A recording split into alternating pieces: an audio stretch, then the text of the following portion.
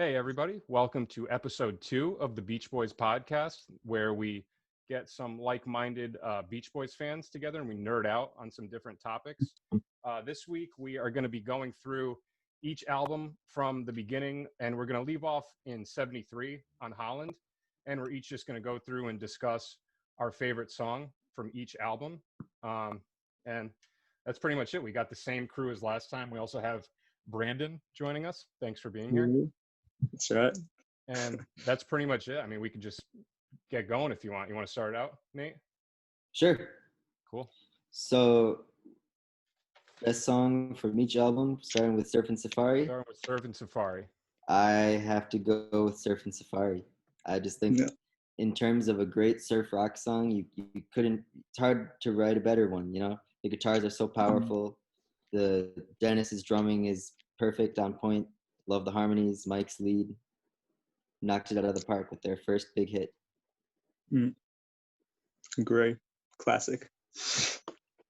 Have y'all seen that episode? I don't know what show it was on or something, but I know that there's this one piece that appeared sometime on American television where there's these guys that are dressed up as cops and they get Brian out of his bed and they're like, have y'all seen? They're like, let's go surfing now. Everybody's learning how. Come on a safari with us or whatever. It's kind of hilarious. Anyways. Yep. Yeah. That's Jim Belushi and Dan Aykroyd. Yeah. It was part of the 1976 It's Okay special they did. Yeah, the Brian's back thing. Was it Saturday Night Live? Right on. Yeah. I do remember that. Yeah, because Brian Brian definitely looked different at that point. It wasn't 60s Brian, right? Not at all. Bathrobe Brian. Yeah, exactly. Is that true that he stayed in bed for how long? Over a year? 3.5 years. I don't think it's right? very true. It's basically an exaggeration and a summary. Yeah, it's over But I guess he's a unreliable narrator. He was like a hermit, I think is a better way to put it.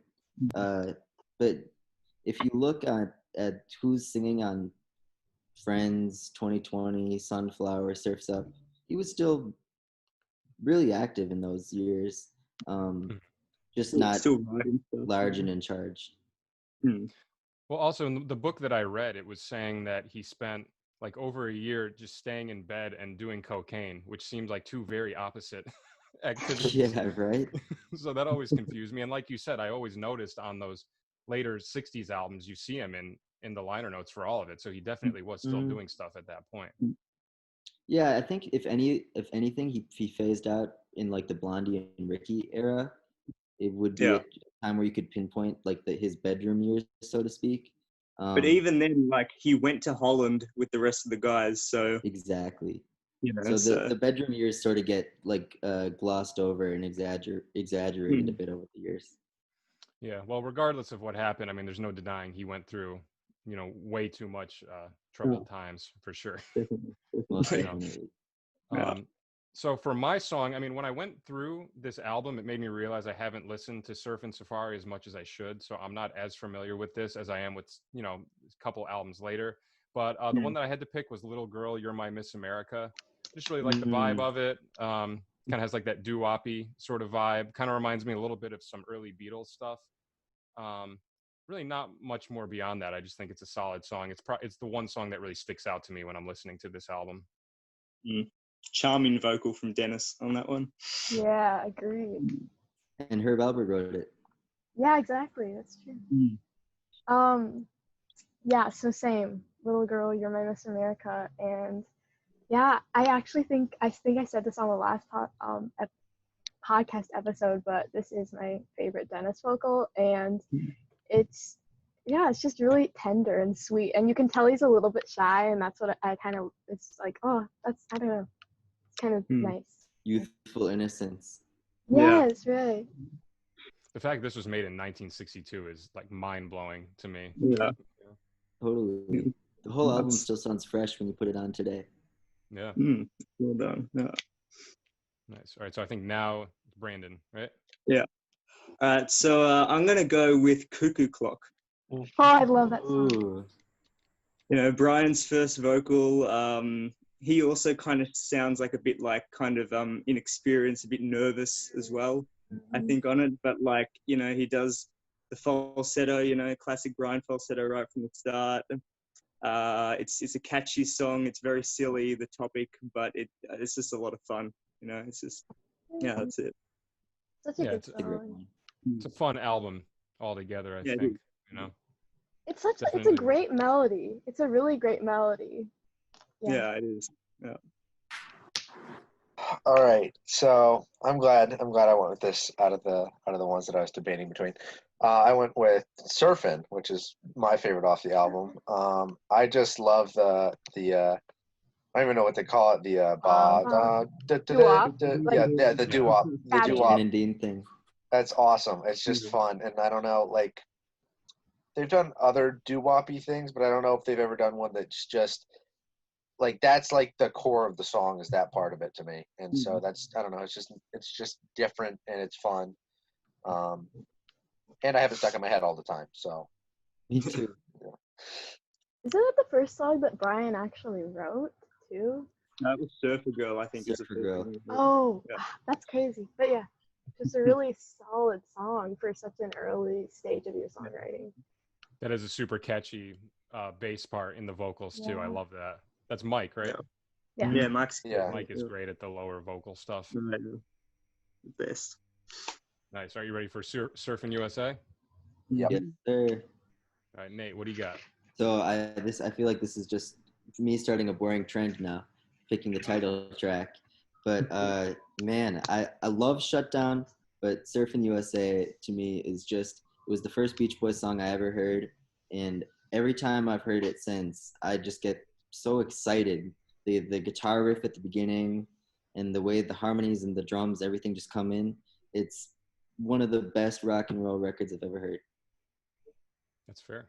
Yeah, it's a great song. And I think that's kind of the song that defines the Beach Boys for a lot of people. A lot of the people that think of the Beach Boys and get this idea of surf rock in their head. I feel like that's almost all because of that song, you know, because same thing with me. I can't tell if that was the first song I heard or if it was Kokomo. It was one of the two because I grew up, you know, in the early 90s. So Kokomo was huge back then.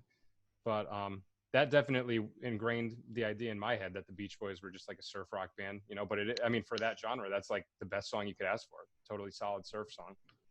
Totally. Class. All right. So for mine, I'm going to go with The Lonely Sea. And I think this one is kind of one of the first songs from the early Beach Boys period where you hear Brian's sort of unique writing style starting to come into fruition a little bit more. The chord progression is a little bit more dark. It seems like he's starting to experiment more with writing songs, not just for the sake of like producing hit after hit, you know, just writing stuff more for himself.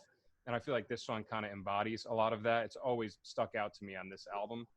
Kind of contrary to a lot of the rest of the vibe on the album too, but I think, you know, the placement of it in the album and when it comes in, I think it's, you know, very appropriate. And I just love this song. Yeah, agreed.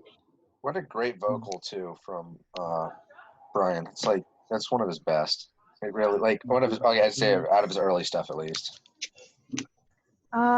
Actually, I had the same song, and I thought the same thing. It's foreshadowing for songs like Till I Die, and it's, you know, Brian just kind of trying to understand his place in this universe where he feels like he's insignificant. And, you know, when I listen to this song, I'm actually reminded of Psalm 8, where David, he's like praising the wonders and the majesty of God, and and there's this one line where he's like, what is man that you are mindful of him, the son of man that you care for him, basically asking God, why do you care for us? Like, why do you care for such insignificant creatures? And I think Brian is asking the same things that David is asking there, just that what am I in this? I'm this little tiny little grain of sand in this universe where there's like a Milky Way and the galaxy. Like, what is my place? And I don't know. Can you say those lyrics again? What was those lines?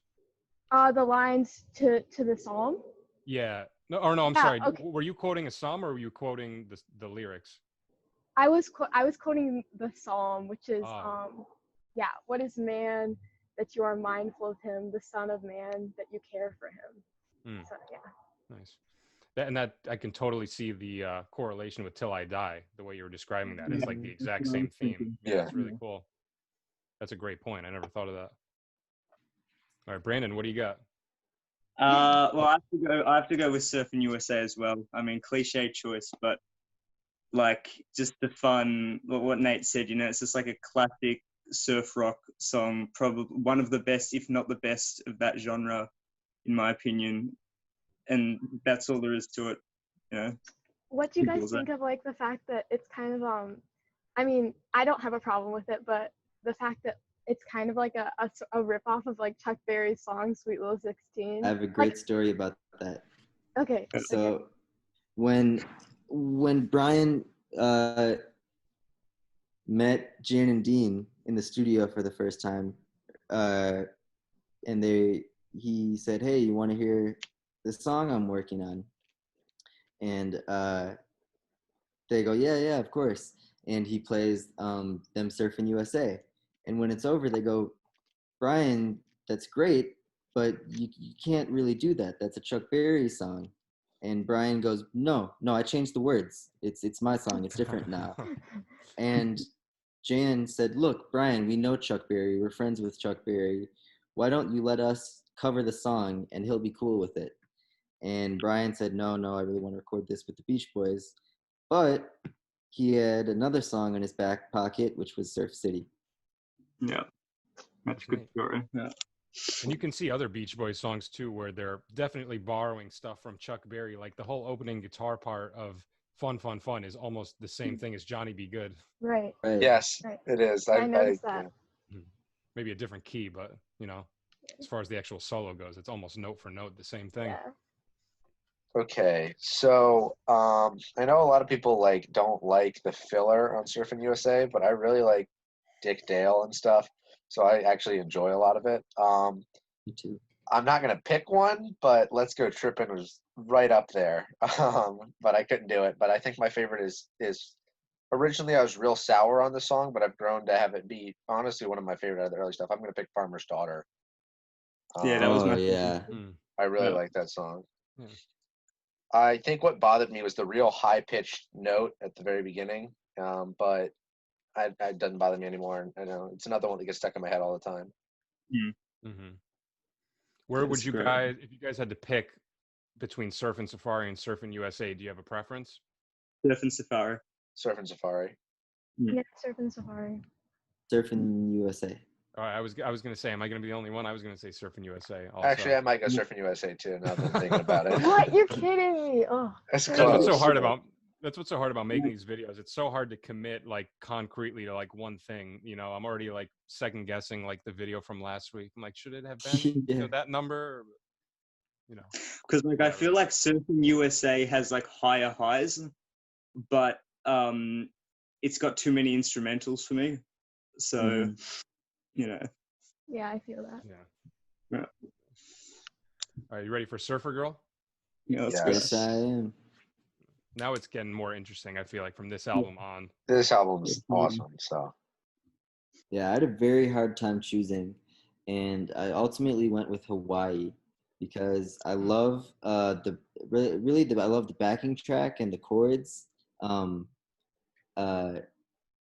For example, Brian uses in the chorus the minor second chord, but in the verses the major second chord, and just really little creative songwriting tools like that. And then I also love the timbale brush drums that Hal Blaine plays. That just gives the backing track such a unique Hawaiian feel, and I think the arranging is very creative. Love that. I love Hal so much. He is such a what a guy. With Hawaii was a single here in Australia, and it was actually a top 10 hit. Wow. So, yeah. Nice. That's right. I forgot about that. Which is interesting. Yeah. All right. So for mine, I had to think about this one a lot, and I was torn between two, but it ended up being Your Summer Dream. Just an absolutely amazing song. One of those songs, when I first heard it, I was like, how is this not a hit off of this record? This song is just so beautiful. And I feel like it kind of gets overshadowed by Surfer Girl. and In My Room. Yeah. In My Room is on this album, right? Yeah. Mm-hmm. Okay. I just want to. Sometimes I get this and Shut Down Volume 2 a little confused. But I was torn between this and actually the Surfer Moon, which I think is a really beautiful song. Yeah. I know a lot of people are going to be confused why I didn't mention Surfer Girl, but I think it's mostly just because I think I said this last time too. I've just heard it so many times that, at this point, I'm looking for something a little different, but I can't deny that that's a complete masterpiece. But if I had to pick one, Your Summer Dream. Mm. Beautiful. Yeah. Great guitar playing in that song. Yeah. Mhm. Yeah. Great Definitely. chords, interesting chords in the bridge. Starting to hear, like I was saying, more of that interesting Brian harmony kind of creep its way into some of the songs, which is really exciting. Yeah. So I really love this album, so I was torn as well, but when I do these things, I have to look back on songs that I've consistently loved over a long period of time, and for me, that song was In My Room, and it really just captures, what it feels like sometimes to be an introvert, and I don't know, I actually think it really paved the way for songs like I Just Wasn't Made for These Times, just kind of that sort of seclusion that Brian is more geared towards. Yeah, I completely agree. Mm, It's funny very though, because I brilliant. feel like I Just Wasn't Made for These Times is more of a darker sort of portrayal of that, where when you listen to In My Room, if you're not really paying attention to the lyrics, it's kind of more of like not really upbeat, but it's not like a dark song. But then you listen to the lyrics and it does kind of portray, like you were saying, like being more introverted, not wanting to be around people, feeling like your place of solitude is just being alone in your room, and Mm. I can definitely relate to that for sure. Me too. Yeah. All right, so I'm surprised that I'm the first one that's saying this, but I mean, I got to go with Surfer Girl. I mean, Somebody had to. yeah, like it's beautiful. Like I think like this is really like their first amazing ballad, like, and just like Brian's just like at the end, Brian's falsetto, the little one, Yes. so good. It's Yeah, beautiful. Yeah. Yeah. classic. Yeah, I love that song. I'll never not love that song. I can't get sick of it. But Me too. Yeah, it's so good. A couple of weird slash chords in that one too, like the and we always get into these music theory things, but the F sharp minor over C sharp to the D7 for the theory people out there, it's wild. Or I could go on and on, but even how he goes like D major 7, D7 to G and then G minor, it tugs at your heartstrings so well. We got to have a whole episode where we just talk about the theory stuff. the key change. We'll go crazy with that. Yeah, exactly. The key change, amazing too. All right. This is also one of my favorite albums. It's probably my favorite pre-Today album. And I mean, it's really hard to pick a track off. I really love Surfer Moon and Surfer Girl and In My Room, but I'm going to go Your Summer Dream too. I don't know. I love that. I don't know. I like the opening, and it's just yeah, I agree. Like when I've heard it, I was like, how is this not one of their more popular songs? It's right. It feels like it would be in the same vein as Surfer Girl, but it's not. So yeah, exactly. It's underrated for sure. All right, Little Deuce Coupe. So this one was a really tough decision too, because I feel like this is, to me, their first album that doesn't have a single song that's a filler song. But ultimately, I had to go with Custom Machine because I love that. Again, such a powerful backing track with Brian's eighth note piano playing, and I love the harmonies, and Mike's lead is perfect. And I actually enjoy Bruce and Terry's version of Custom Machine as my favorite version. I think a lot of people actually think of it as a Bruce and Terry song before they do a Beach Boys song. Yeah. It's okay. That's a different version. Mm-hmm. All right, I'll make sure to include that. Bruce and Terry. Yep, Bruce Johnston and Terry Melcher. Bruce Johnson was already working with the Beach Boys at that point? he joined Summer Days, Summer Nights. I guess it would probably later. So before that, he was a staff producer for he and Terry Melcher, who would go on to produce The Birds and then like Kokomo and Somewhere in Paradise and stuff. They were both staff producers at Columbia Records. They did their own stuff as Bruce and Terry, and they had success with the band called the Ripcords. So that's how Bruce was sort of in Brian and Mike's atmosphere when they were looking right. Yeah, that thing that you said last time about that girl that stalks Bruce Johnson, that like I think Josiah said, it's such a bizarre member of the Beach Boys to just choose to stalk. I know, not even Dennis, but Bruce. Right. Yeah, I feel like Dennis would be like, well, I mean, obviously not now, but back when he was alive, I'm sure he had a lot of fangirls for sure. You know. All right, so for mine, I do have to admit, of the early Beach Boys albums, this one is my least favorite. There's only a handful of songs I really liked on it, but my favorite one, and one of my favorite songs from actually the earlier period, is "A Young Man Is Gone," and which is actually, it's a remake of a jazz song called "Their Hearts Were Full of Spring," which Mike Love took the melody and he rewrote really nice lyrics for it. But I love whenever they do a cappella stuff. I always wish that they had a full album of just a cappella songs, and this is the first album to feature an all a cappella song, which I really appreciate. And yeah, just a beautiful song. Another one of those songs, the more I listen to it, the more I like it. And of course, the lyrics are based on James Dean. Right on, yeah. Nice. Yeah, so my choice was also Custom Machine, and I don't know, I feel like this song is kind of a almost pump up song, and it's interesting because it's a song where you see this rare, I don't know, the Beach Boys kind of being like like bad boys or whatever, being like, don't touch my car, dude, or whatever. And I kind of like that, but also they're like nice. They're like, I'll let you look, but just don't touch it, you know? I don't know. It's kind of an interesting case that you don't ever really see with the Beach Boys. So, yeah. Well, I'm going to go with Car Crazy Cutie. That was my other choice. Yeah, it's such a good melody. It's insanely catchy. Just the start with the run, run, like such a Dion and the Belmonts kind of style kind of song. And yeah, it's a lot of fun. Car Crazy Cutie is my second choice, but my first choice is I really like Ballad of Old Betsy, so that would be mine. Yeah, I know, that was cute. I don't know, good Brian vocal. Beautiful. It's really pretty. Yeah, I mean, there's not much more to say about it, but it's a good one. Great one. Really clever chords in that one too. So I think from this point on, from Shutdown Volume 2 onward, it's going to get a lot more interesting, I think. Because now we're starting to get, definitely harder for sure. But now I think Brian's getting more experimental now. It's starting to come out more and more. And I think from this album on, you start to see a lot more unique stuff start happening. So we're on Shutdown Volume 2. For Shutdown 2, I got to go with Fun, Fun, Fun.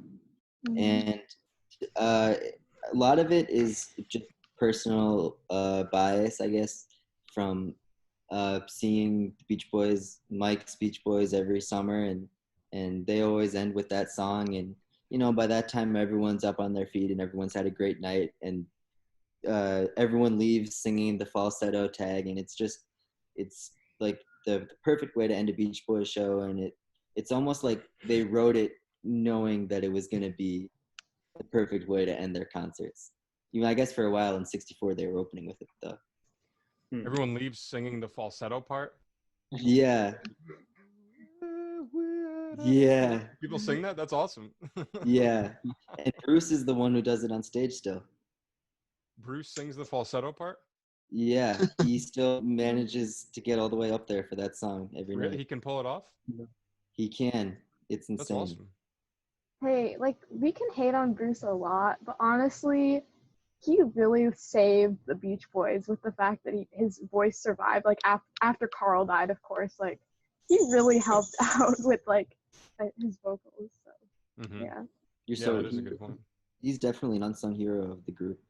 Right. Do a lot of people hate on him? I know a lot of people hate on Mike. Does Bruce get the same amount of hate? I feel like there's some Bruce hate.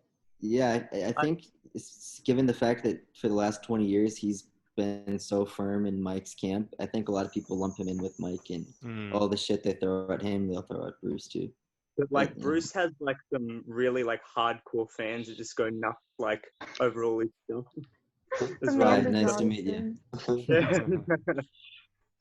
All right, so for mine, this was another tough one, but I ended up deciding with "Don't Worry, Baby," just because it's so good. Just a song I can listen to over and over and over again, and it always elicits a very emotional response. You know, it's a very heartfelt song. And for a while, I was torn between this and "Keep an Eye on Summer."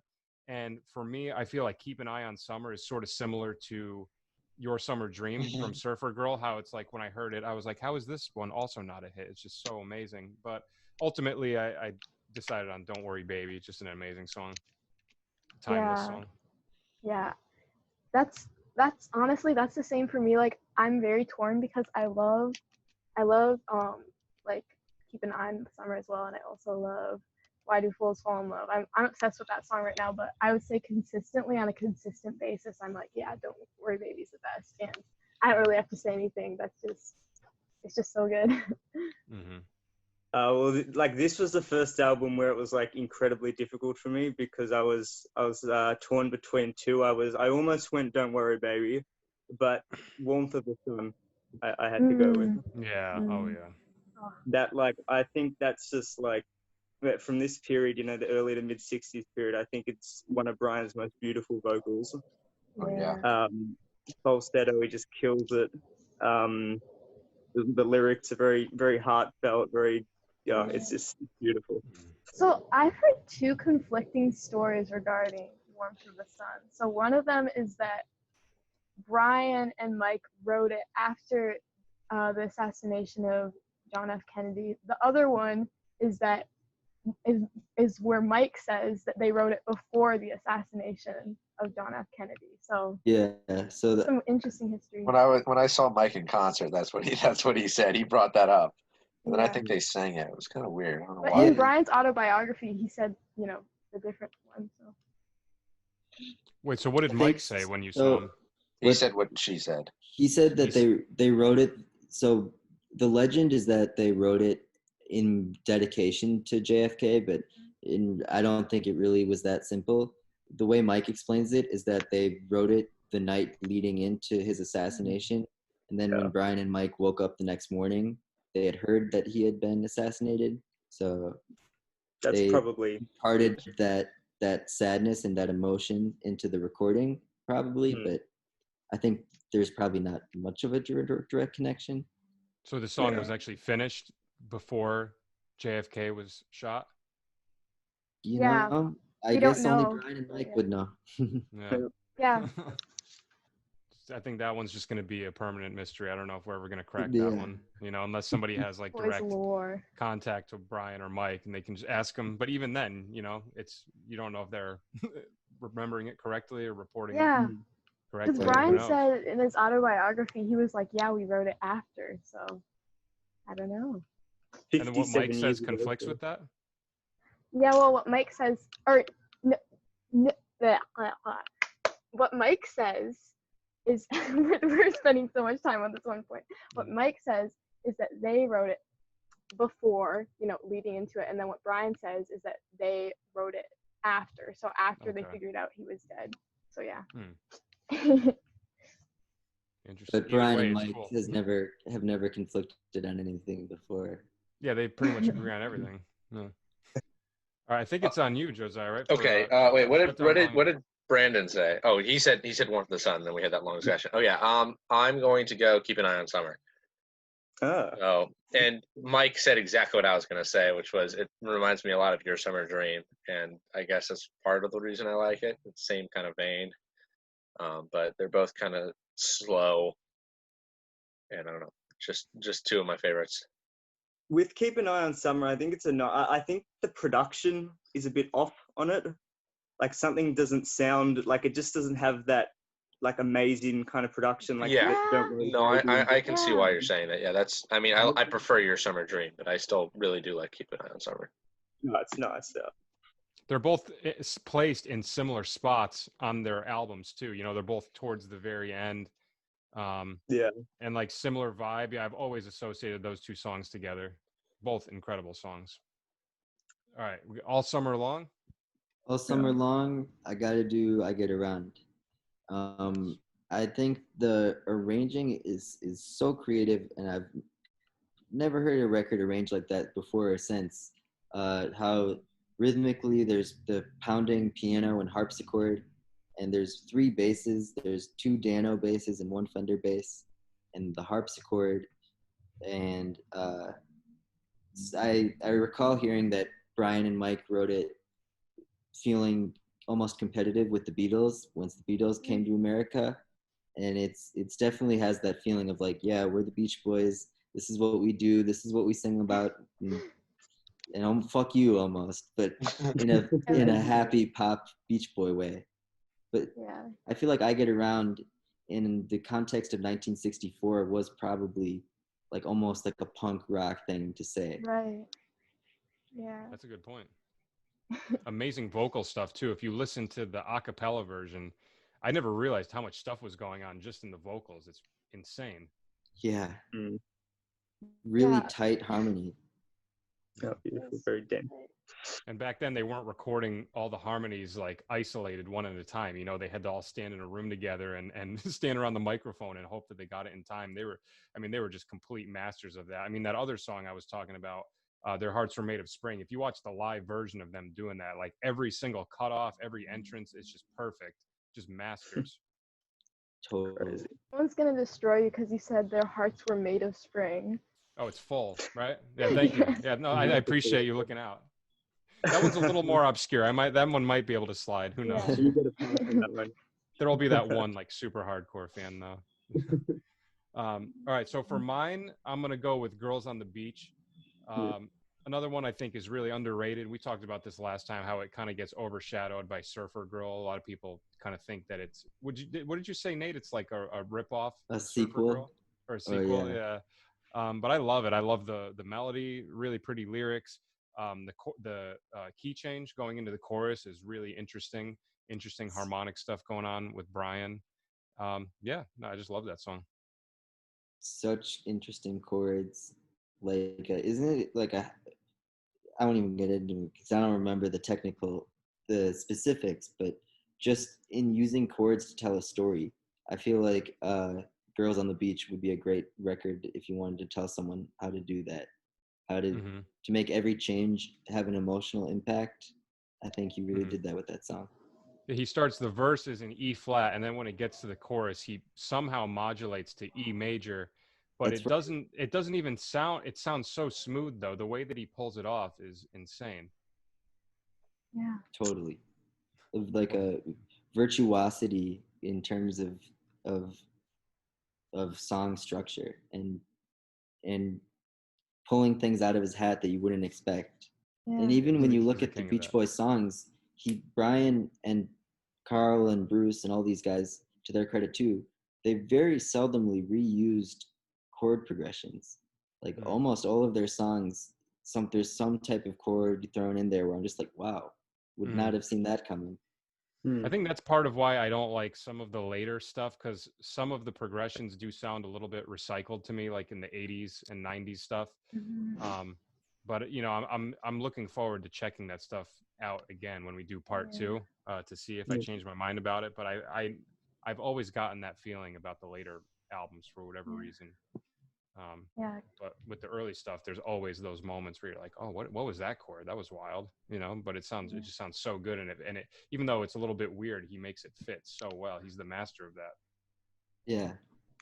Yeah, Girls on the Beach, it's definitely a song that's great because of how it is instrumentally. I feel like I really like that song, but the lyrics do creep me out a little bit, just a little bit.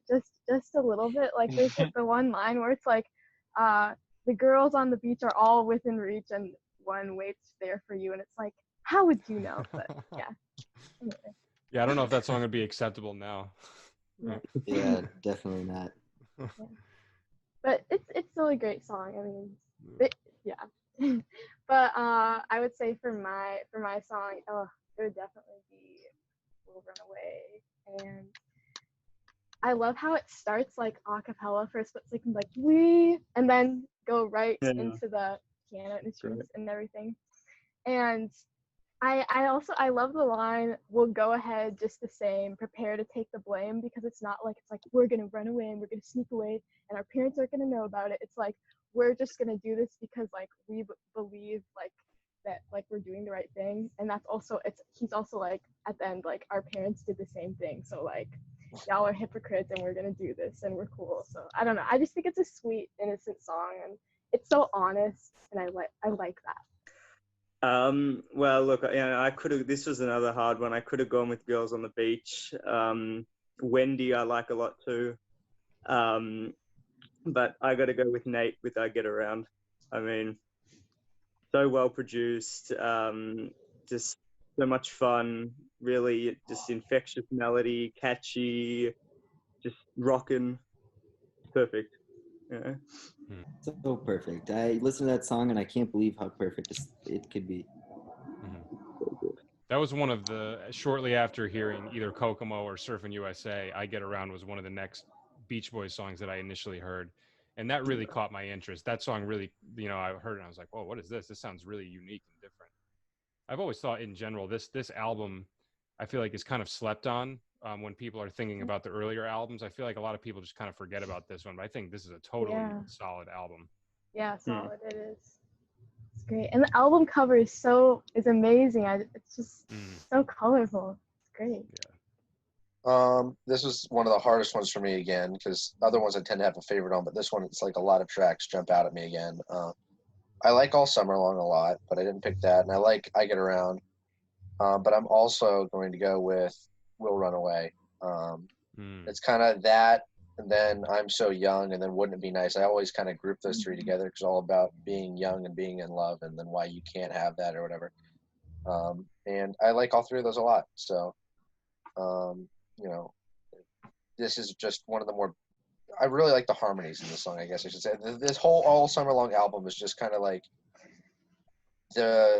each song is just so cool with the harmonies in different ways, and I don't know, it's one of their strongest efforts in that. I forgot that We'll Run Away. That's another great one. This album is just packed with good songs. It also has Hushabye, right? Yeah. That's a beautiful song too. I love that little vocal melody at the very beginning. So pretty. Yeah, it's so nice. All right, now we have gotten to the Christmas album. Okay, I wasn't sure if we were including it, but I'm glad we Why are. not? Yes. I love it. Me too. I absolutely love Merry Christmas Baby. I think Al's bass playing is fantastic. I love the drumming, I love the groove, and I love how you can hear Brian encouraging, yelling at the guys to, I think he's saying, pick it up or warm up at the beginning, and it's just great bluesy Christmas song. Yeah, as far as writing your own original Christmas songs, that's quite a task, and I don't think anybody does it as good as them. Just every original song on the first side, I think is just, there's not one bad song, just incredible. For me, this was a tough one. This one I went back and forth with a couple of the original songs, but I just ended up reverting back to Little Saint Nick. Just, it's cliche, but it's just such a solid song. The close second for me was Santa's Beard. I always thought that was a really cool one, specifically the intro. It has, again with the theory stuff, but it's got that little whole tone scale thing. I want to meet Santa Claus, really, really, really kind of dark, mysterious turn it takes when it goes to that chord. So that from a sharp five perspective, from a musician's perspective, I really appreciate that. But in terms of just an overall really solid Christmas song, I think Little Saint Nick is perfect. Yeah. I love Santa's Beard because it's like my mom, when she was little, she told me this story where it's like it's so funny, like she went to a mall and she like met Santa Claus and she was like, oh, I met Santa Claus, amazing. And then she like went around the mall and there were like all these Santas and she was so angry. She was like they're lying to us, like what are they doing? So I don't know, it just reminds me of like what it's like to be little and think Santa Claus is real, except my parents, they always were like Santa Claus isn't real, so I never had that magic. Yeah, too. because they kind of thought Santa was like, I don't know, satanic. But I found out when I was in second grade, and when I tell a lot of my friends, according to them, that's really young to find out that Yeah, Santa's it not is. real. But it's I'm easy to figure Jewish, out. and I didn't find out till I was 10. What did you say? I said I'm Jewish, and I didn't even find out till I was 10. wow, that's so yeah. For me, I said "We Three Kings of Orient Are," and honestly, like I love the song for many reasons. Like we always sing it at Advent, and it's like just oh, I just love it. It's such a powerful song, and I've grown up. I've heard like so many versions of the song. I mean, like growing up in the church, it's just a song you hear all the time. But when I heard this last year during Christmas, the Beach Boys version, I was like, yeah, this is the best version of the song I've ever heard in my life. Mike's bass line is incredible, just like, it's so haunting, and they really capture the childlike innocence of the wise men, just how much they wanted to meet Jesus and then finding him, and like, I don't know, they just capture that better than anyone who's ever sang that song. So That is a very solid choice. Well, like my first and second were the exact same as yours. Mike could have gone Santa's Beard nearly, but Little Saint Nick, it's a Christmas classic, you know. So It just never gets old. Every year when I put it on around Christmas time, I'm just like, this song just kicks so much ass, and it always does. It never stops, you know. a lot of fun. That's mine too. Yeah. It's like if there's a Christmas song that's my favorite Christmas song, that's it. I love the chimes at the beginning.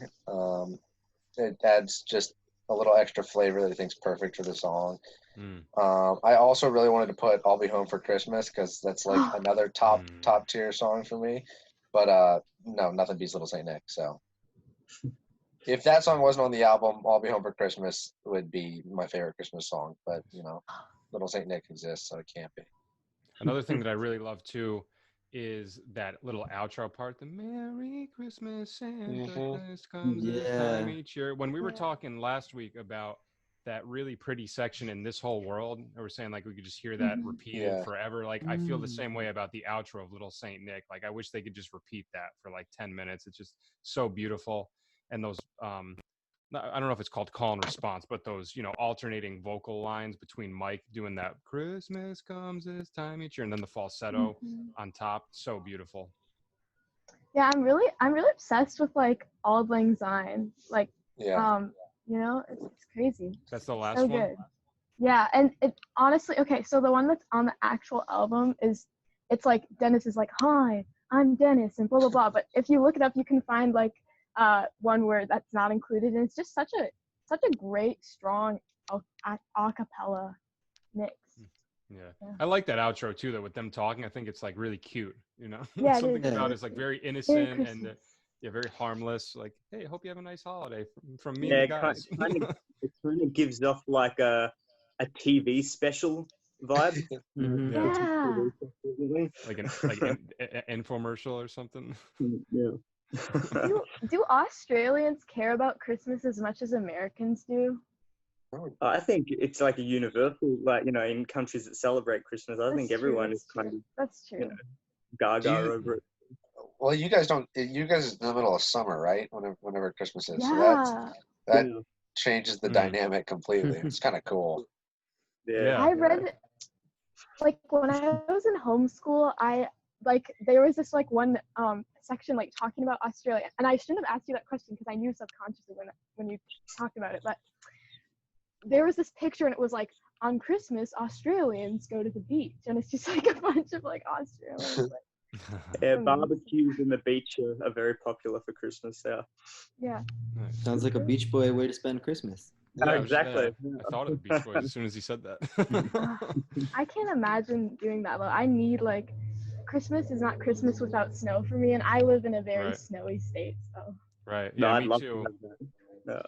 Yeah, it's weird. I feel like that's something I took for granted growing up because, you know, I'm in Connecticut, so I'm on the East Coast. I've always associated Christmas with the colder months and the winter time, and I always forget that there's entire other parts of the country and the world where they celebrate Christmas and it's hot out.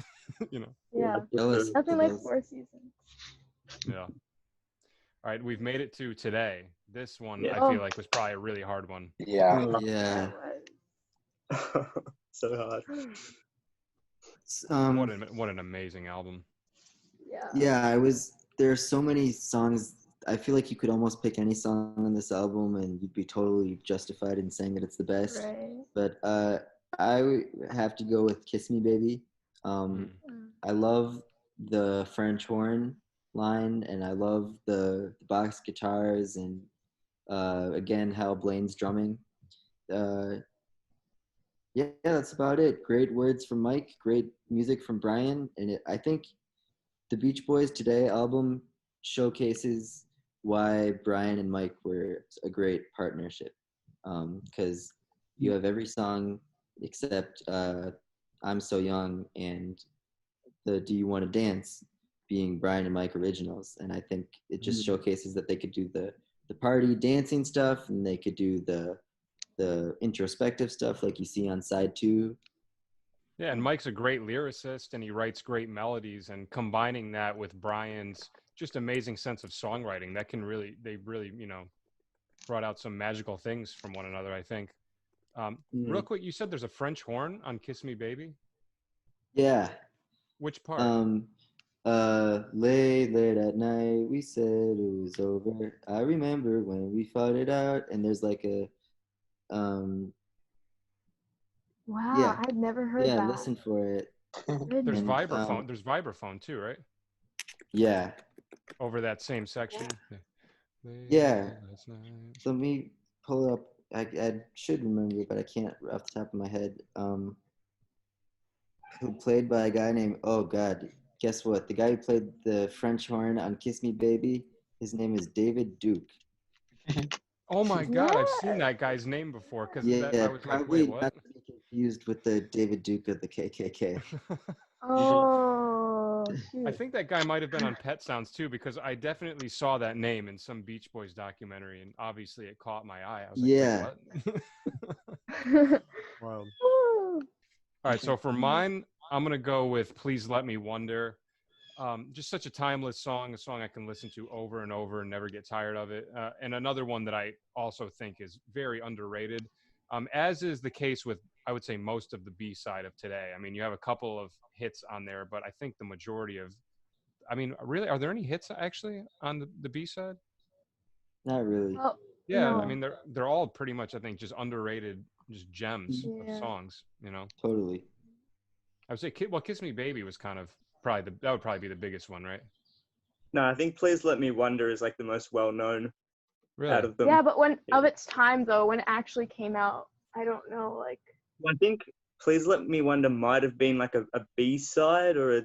It was on the B-side. So the B-side is Please Let Me Wonder, Kiss Me Baby, She Knows Me Too Well. No, like a Get Out of B-side, Order. like a single Oh, B-side. I get you. Yeah. Yes. I think it was Do You Want to Dance back with Please Let Me Wonder? So I think Please Let Me Wonder Really? did chart a bit, like not that well, but like, so I don't know. Yeah. That's an interesting combination. Do you want to Yeah, it dance? And is. Please Let Me Wonder. I'm gonna confirm that because I'm not Let's Yeah, fact sure check. about that, but I'm pretty confident in saying that. Let's see how good my memory is. It's Do You Want to Dance back with Please Let Me Wonder, February 15th, 65. Nice. Got the fact checking going on. We need like I don't know if you watch the Joe Rogan podcast, but Jamie on the Joe Rogan podcast, he's like the guy off to the side on the computer and he fact checks everything. We need to get like one of those for this. Oh my goodness.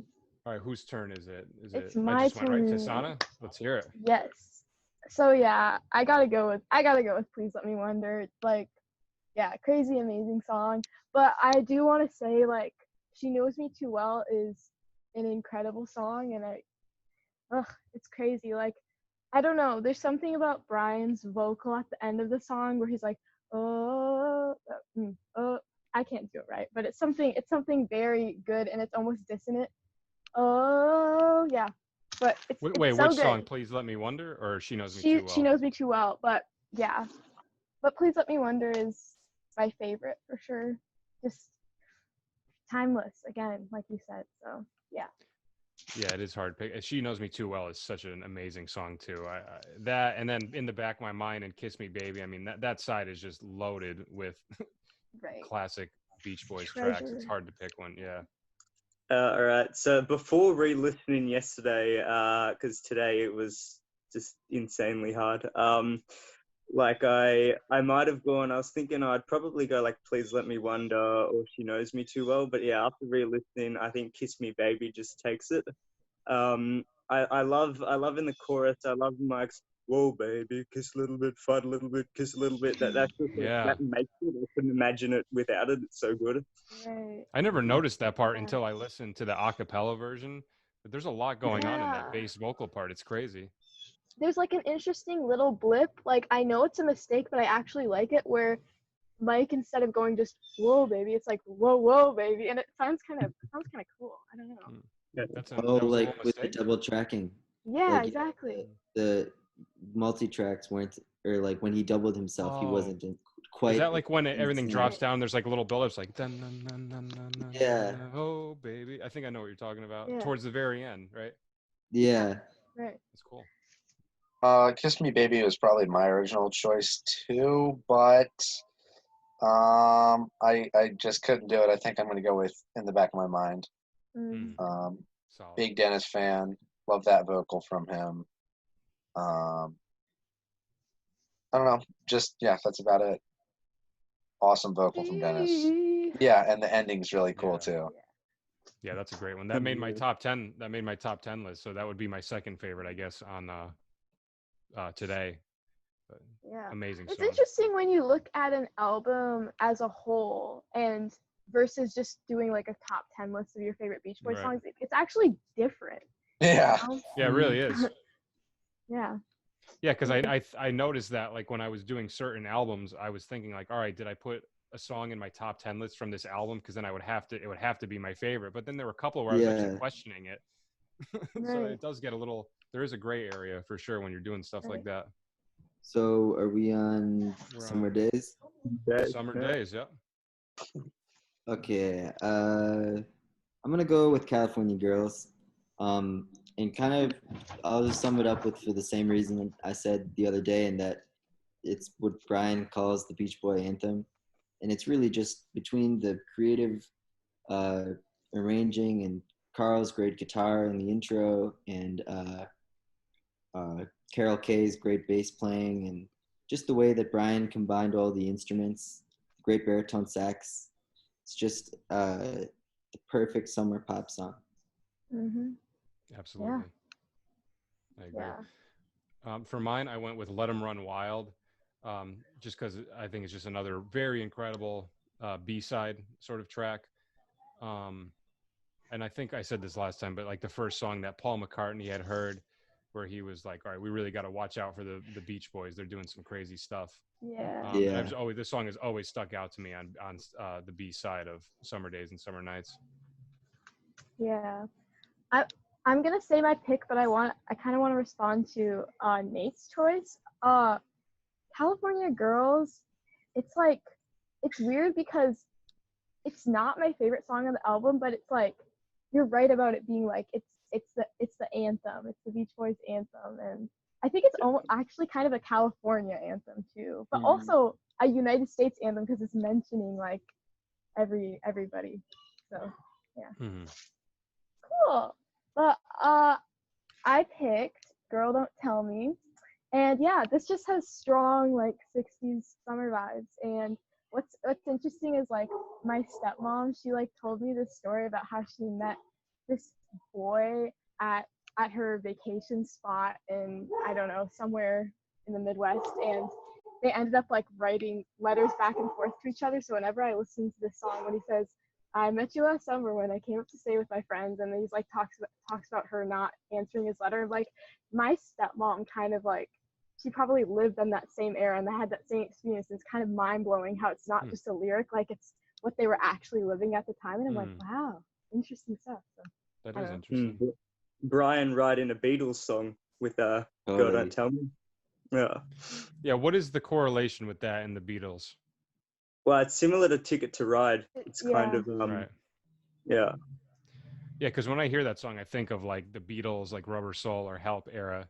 I could definitely hear that similar vibe. So he was inspired by Ticket to Ride, writing that. Yeah, I almost recall hearing that that he may have submitted it to the Beatles and they turned it down, but I may be pulling that out of my ass. I haven't heard that, but it's interesting. It does have a cool sound. I would say like that song, in terms of sounding kind of like its own style, I think that song stands out compared to every other song on the album. Like when you hear, I feel like, especially back for that time when that album came out, hearing all the other Beach Boys leading up to it, I'm sure people heard that song and they were like, wow, this sounds a lot different. This is really cool. Yeah. All right, so I think the obvious choice is Bugged at My Old... No, I'm kidding. These two, like California Girls is pretty much equal with the one that I'm going to go with, but it's just, by a hair. I think Let Him Run Wild I have to go with. It's got to be one of the Boys' best backing tracks. Like, just listening to it, just the instrumental of it is just so good. It's crazy. And I know Brian said that he doesn't like his vocal on it, but I think it's fantastic vocal. So great bass line too. Totally. Ba-bum, bum, bum. Yeah, I love it. Being the sacrilegious Beach Boys fan I am, I completely forgot to put California Girls on my top 10. Yeah, me too. It's I was like, that was just one that I just didn't even think about it. But it's so tight of a race between that and You're So Good to Me, but it's got to be California Girls. I really love California Girls. That's one of like my first Beach Boys songs that I really, really liked, and it's never stopped, being. At one point, it was even my favorite song. I liked it. I don't know, probably 2 years ago. It was probably my favorite song. So, some songs I guess I grow out of to say, but that one's been with me since the beginning. So, you guys are not going to believe this, but there have been a lot of Beach Boys songs that I heard as a kid prior to becoming obsessed with them. But this was actually one of those songs that I never heard throughout my life until I started getting hardcore into the Beach Boys. I don't know how I never heard it, but like I would mention it to people and everybody knew it. And I was like, what did I miss? Where did this song come from? Crazy. Yeah. All right. So we're on Party, right? Oh, Party. Gosh. Yes. Exciting. So I had many years of brushing this album aside and never listening to it because it seems like it was thrown together to fill time by time, which, it definitely was. But these guys are such damn good performers and players and singers that I still had a hard time choosing my favorite song. And I had to go with the Spectre cover, There's No Other Like My Baby. To me, that version is just as good as Spectre's version. Just the harmonies are so tight and crystal clear, and it's really a powerful song. Nice. I would have loved to hear Brian do a wall of sound arrangement of that, although I guess it had already been done. So for me, I've kind of always had a hard time with this album. It's not a bad album, but there are certain things that sort of make me feel weird about it. The main thing, and I think we discussed this last time, was it's the, you have Today and then Summer Days and Summer Nights, both of these incredible albums just blasting out all these new amazing songs. And then you have this acoustic album right before Pet Sounds. So for me, it creates kind of like this weird, it's like, was this really meant to be placed in this order of their album? So I think my expectations are way too high because of what was happened prior to it.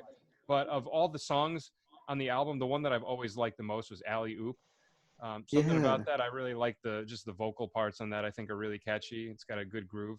I also really like the Bob Dylan cover. It's Bob Dylan wrote that originally, right? The Times Era. Yeah, I like that one a lot too. There are songs on it that I like, but if I had to pick one, I would go with Alley Oop. Alley Oop is so much fun. Yeah, it is fun. I'm glad you brought that up. Yeah. It's the perfect way to describe the song. It's fun. I feel like such a party pooper because I really don't like this album. Like, the highlight of this album for me was Mike pretending to forget the lyrics. He's like, oh, forgot the lyrics. Like, you know, this is trying to act like it's actually live, and like them like asking like, do you remember this part? I don't know. It's just kind of funny because it's not actually live, but they want it to seem live. Right. It's just, yeah, it's cute. But I had to choose a song, and I would say like I get that you like the Times Era change in cover, but for me it just felt a little bit like, I don't know. It seemed like a little disrespectful because there's like girls laughing in the background. I know that's like the whole vibe of the thing, but I'm just like, this is a super serious song and you're not taking it seriously. But yeah, Barbara Ann, I would say, is my favorite off this. Yeah. I haven't listened to this album in so long that I don't even remember the girls making noise in that song. Yeah, I know. It's, yeah. You know, I feel like a terrible fan because I was so focused on trying to pick the other songs, I actually completely forgot about Party. But if I had to, from memory, I'd like maybe Hully Gully is kind of fun, or Barbara Ann, I guess. But like you, Mike, I haven't like listened to the album much at all, or like for a while, so I can't really remember that much, honestly. Right. I was on a 16-hour road trip recently and was like, I'm going to listen to every single Beach Boys album straight. So I added all of them to the queue and forgot Party because I'm not even Everyone forgets about it. Yeah. But, you know, if I had to pick one off of it, it's going to be the one that started it all for me, which would be Barbara Ann. I don't love it anymore, but it's still, you know, it's the reason I like the Beach Boys. And so I can't dislike it. So. Mm-hmm. That's it fair. really is such a good song. It's so easy to get annoyed with it because of how oversaturated it is, especially when you're a Beach Boys fan. But man, it's just Brian's and Dean's the way their falsettos lock in. It's a really like ear-catching sound. Yeah, it is. Mm-hmm. Yeah, I agree. Yeah. Now right. The big moment. The big moment. So this was actually the first one that was simple for me to choose. I knew right away that I was going to go with Here Today, because that arrangement is so bananas. The production, the talking, I love it all. Great drum performance from a drummer named Nicky Hopkins, if I remember correctly. I like the Dano bass and the Fender bass, how high up they're playing. It makes a really unique like timbre, because you know, normally those parts would be designated to like a guitarist or a keyboard player, but to have those notes being played on a bass, it gives the really interesting feel. Interesting use of slash chords too. Totally. Yeah. I know A and E over G. Yeah, that's wild. Yeah, so when I was watching the episode that we did last week, you put that on your top 10 list Here Today, and I remember one of the things you said was, you were talking about, and you're like, yeah, that's how, you know, it just shows like how relationships are, you know, they're here today and then they're gone. And I forgot to say it then, but I wanted to say, like, that's not like how an ideal relationship is. Yeah. You know, like, and you deserve better. People are, I don't know, not. Yeah. Well, for bitter Brian, for Brian in his bitter state, you know, trying to find a girl. Like there was that other song. It was on a Brian Wilson solo album, but it was just like a take of him doing it. It was called what's it called? The one it's like da da da da da. What's that? Dream of it. Still I Dream of It. Yeah, you know that one. Yeah, like the whole topic of that song is like being bitter about not being able to find the right girl and stuff like that. So I feel like that I mean, that was a little bit later than Pet Sounds, but I feel like that is definitely a theme throughout a lot of Brian's work. Yeah, like a searching. Mm-hmm. Yeah, for a companion, and even spiritually too, like we were talking about before. There's there's searching going on in a lot of different areas. So for me, I went with I Just Wasn't Made for These Times. Probably I think, you know, last time I said my favorite Beach Boys song. Just so solid, so beautiful, so heartbreaking when you listen to the lyrics.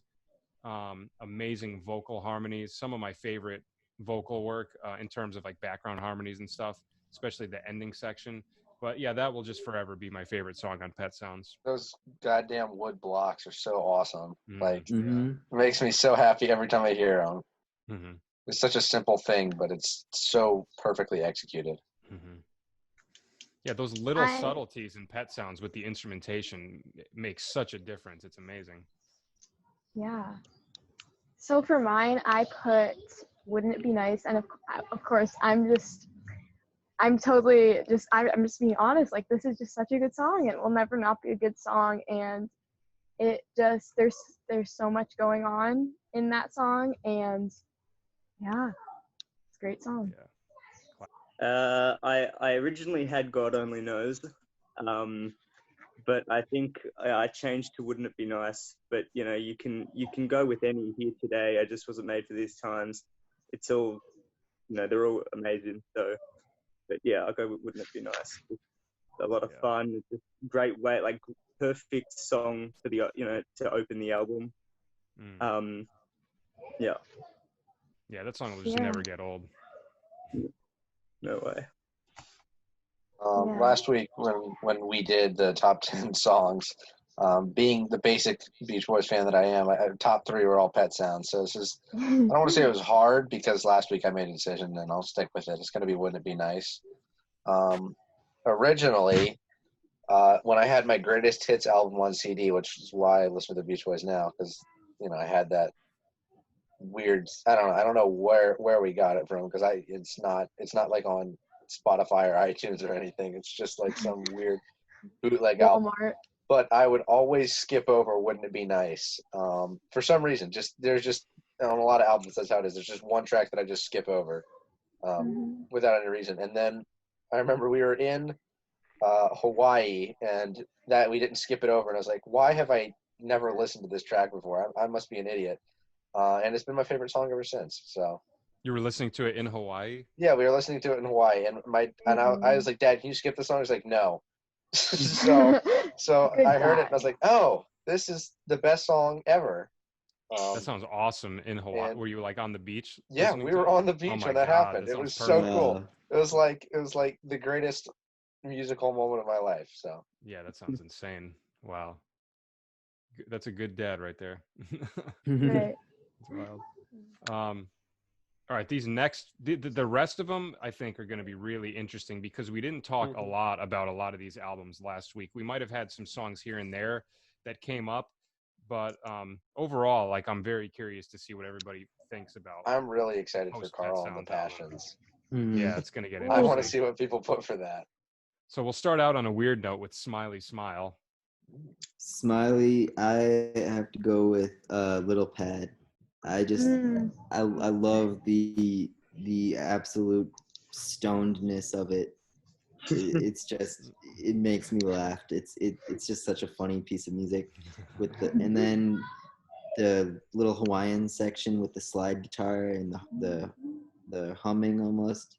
It's so beautiful. And what I love about Smiley Smile is one of the things I think that it did do that Smile set out to accomplish was combine like humor and music. Yeah. And I think it's Smiley Smile and Little Pad specifically do that really effectively.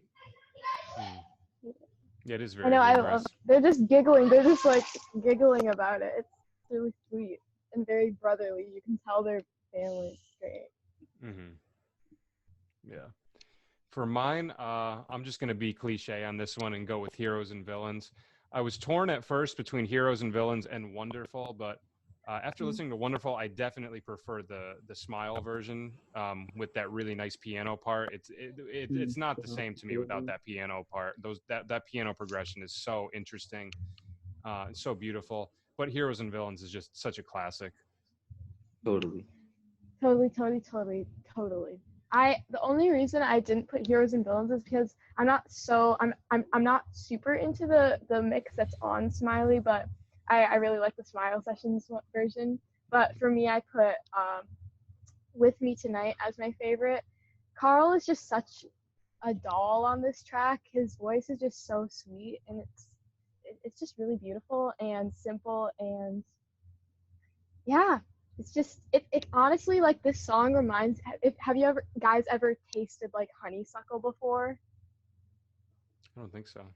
Okay, well, anyway, honeysuckle. This song tastes like honeysuckle and is honeysuckle. Just embodies that.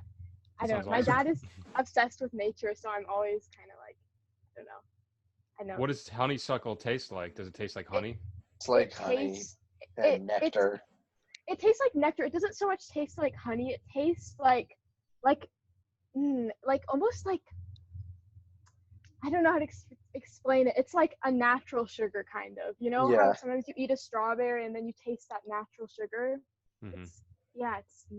It's so kind of cool. like awesome. if grass was sweet and tasted good. That's a very weird way to describe it. That sounds pretty cool. But it is cool. Yeah. You gotta try it someday. It's really great. Yeah, if I ever encounter honeysuckle, I will definitely try it. That sounds awesome. All right, so I don't know. With this one, I was gonna do Good Vibrations, but I feel like it's a bit of a cop-out picking that because like it's not really, like it wasn't meant for it. Right. So I don't know. So I feel like if I exclude that, I'd go She's Going Bald. Yes. Oh, I kind of forgot about that song. I just love it. I mean, it's definitely, it's got to be like the weirdest thing that they ever did. But I just love all like the changes. Like there's just so many different parts to it. It's nuts. It's so cool. Totally. Yeah. So same thing for me. I wanted to go Good Vibrations, but I always think of it as a single for some reason. Yeah. So, I also went with Little Pad, which, the laugh at the beginning, sounds exactly like one of my good friends. Like, exactly. He has a very weird laugh, and we always make fun of him for it, but it sounds exactly like that. And so I played that for my friend. He's like, why is Rex laughing? I'm like, that's not Rex. That's on a Beach Boys track. He's like, no, it's not on a Beach Boys track. You're lying to me. So I sent him it, and then he showed his brother, and they're like, it's uncanny. So they all listen to that song now because it sounds like them. I think it's fun. And it's a great song too. It's such a relaxing song, and the Beach Boys are totally baked off their asses. So. I don't think this is a bad album. I think a lot of the hate that this album gets is not completely warranted, because it does have a good handful of really solid tracks. I think just the expectations were so high. So, maybe if it didn't meet some people's expectations, they just want to hate on it instead of acknowledging some of the good that is in it, Mm-hmm. Oh, I've seen a lot of fans say that other than Pet Sounds, it's their favorite Beach Boys album. Really? That's weird. A lot of them, yeah. It was mine for a while until I heard Sunflower. Oh, that's awesome. I love the diversity in the Beach Boys community. That's why I thought it would be so cool to do something like this, because everybody has such different, preferences. I mean, when we were doing that top 10 last week, like both Josiah and Nate, you guys were throwing so many curveballs. It was awesome. Like that one song, Josiah, that you said that was on Holland. Yeah, the Ricky Leaving This Town. Yeah, that song's amazing. I went back and listened to it. I love that song. Yeah, that's a great song. All right, so Wild Honey. Wild Honey. This is the hardest one out of all of them for me. Yeah, this is a hard one, yeah.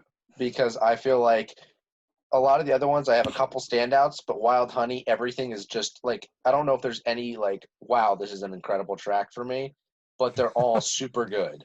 So it's like, that's a great way to put it. They're all the exact same levels. I had trouble picking it. For me, I went with Aren't You Glad?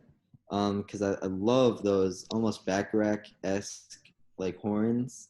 And it's just a really good upbeat grooving feeling. I like Mike's lead in the verses, and Brian and Carl in the other sections.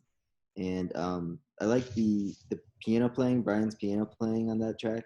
That bouncy feeling, just like sort of like you're walking down the street in a good mood. It's a good day, sun's out, that type of feeling. Yeah, Mike's vocals in like the late 60s are so good.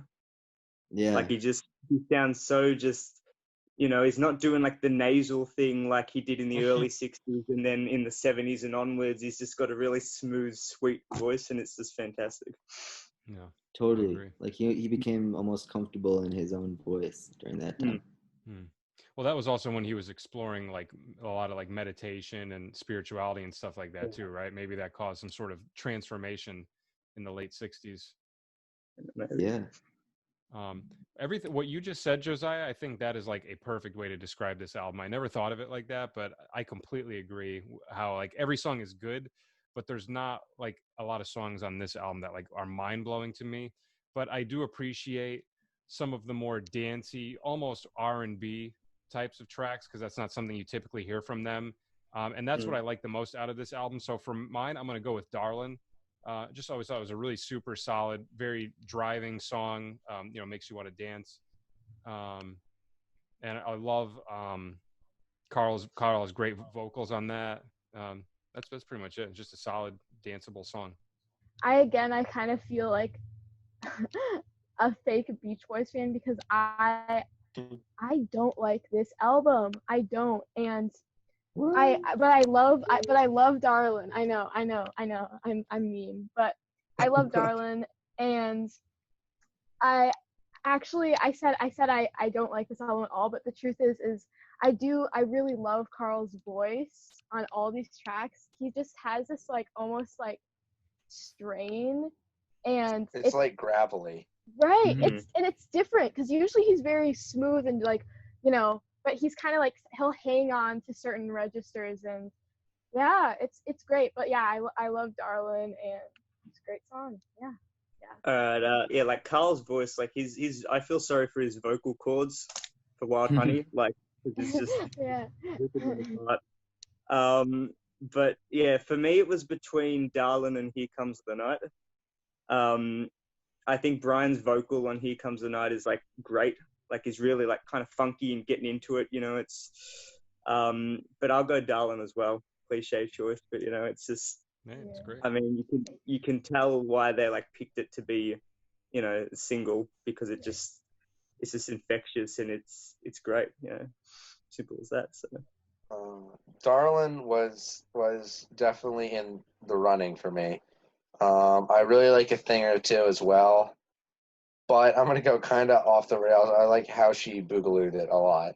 I like the part where it pauses and there's the maracas, and then it jumps back in with I guess it's I don't know what instrument it is. It's like an electric piano. I think it's a farfisa organ.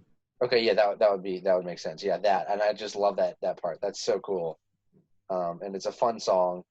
And yeah, it is very R&B flavored, like you said, Mike. Like it's got kind of I guess that's but I can.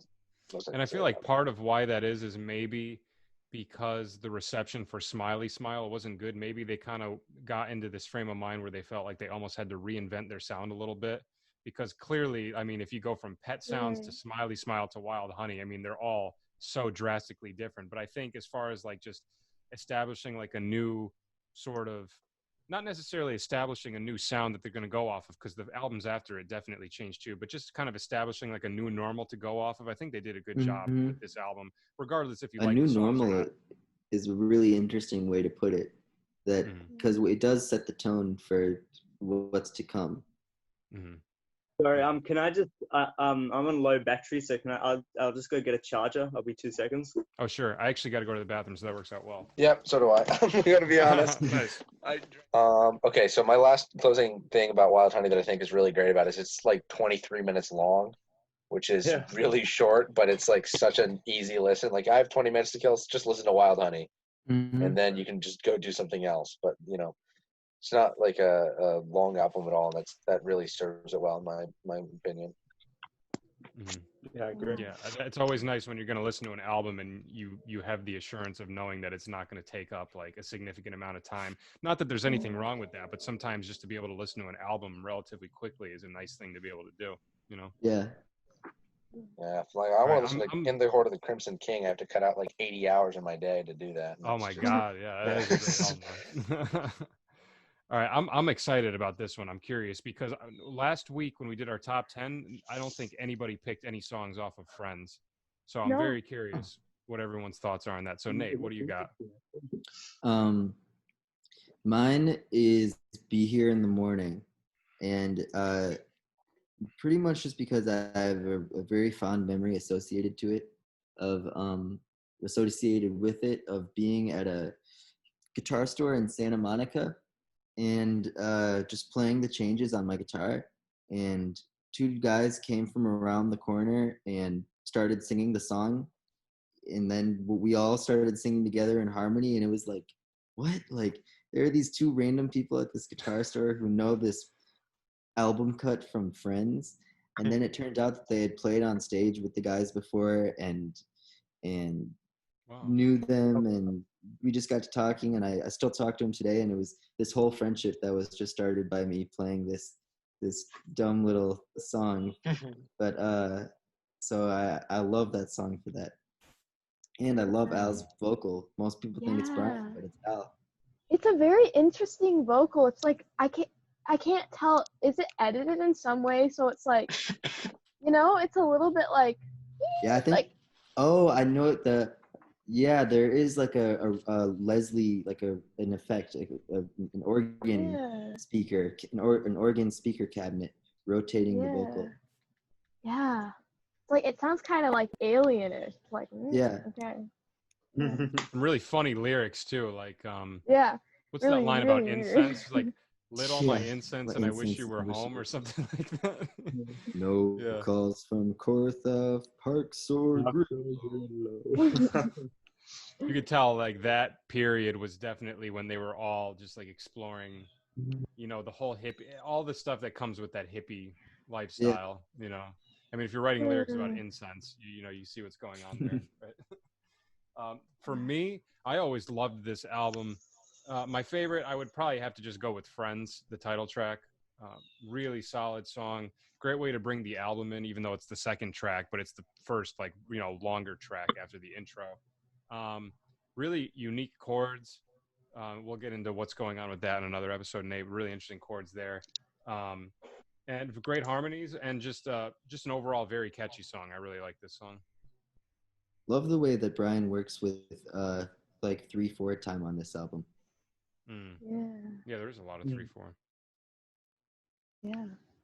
All right, so this was actually a little bit hard for me to pick because I love Friends, the title track, but I have to go with When a Man Needs a Woman, and I kind of have the idea that maybe Brian was imagining how he would explain like the birds and the bees to his kid, and I love how he turned that awkward conversation into like this beautiful song. Yeah. Never thought of that. That's a really interesting point. The song sure makes it seem like he wanted to have a boy. Yeah. Yeah. Oh my goodness, that didn't happen. Well, I think he adopted a boy though. Took him many years, but eventually he got a boy. How many kids does he have? Cardi and Wendy, and then I think like a bunch of 5 adopted kids. Yeah. He's got a lot of grandkids. Melinda. Yeah. Yeah, it's great though. This one was like really easy for me. Like I didn't even have to think about it. Be Here in the Morning, definitely. We got a lot of good ones in common. Yeah, what I know. about Wake the World though? Wake the World is Wake the World would probably be my second choice. I love the horns on that. But yeah, I just love Al's vocal. It's just it's fantastic. Yeah. And Murray's bass vocal. Mike Yeah, was that's right. Yeah, so they had Murray do the bass. Oh my goodness. Really? Murray Wilson is playing bass on that? What? He's singing the bass vocal. He's singing the bass vocal. That's crazy. Wow. Like full, yeah. It's good. And also, with the line "No calls from Parkoff," no calls from Corthoff, Parks or Grillo. Those names are actually the surnames of the guys that helped write the song. Oh, sweet. Yeah. Yeah. Nice. Great falsetto singing on that too, in the verse. I love that.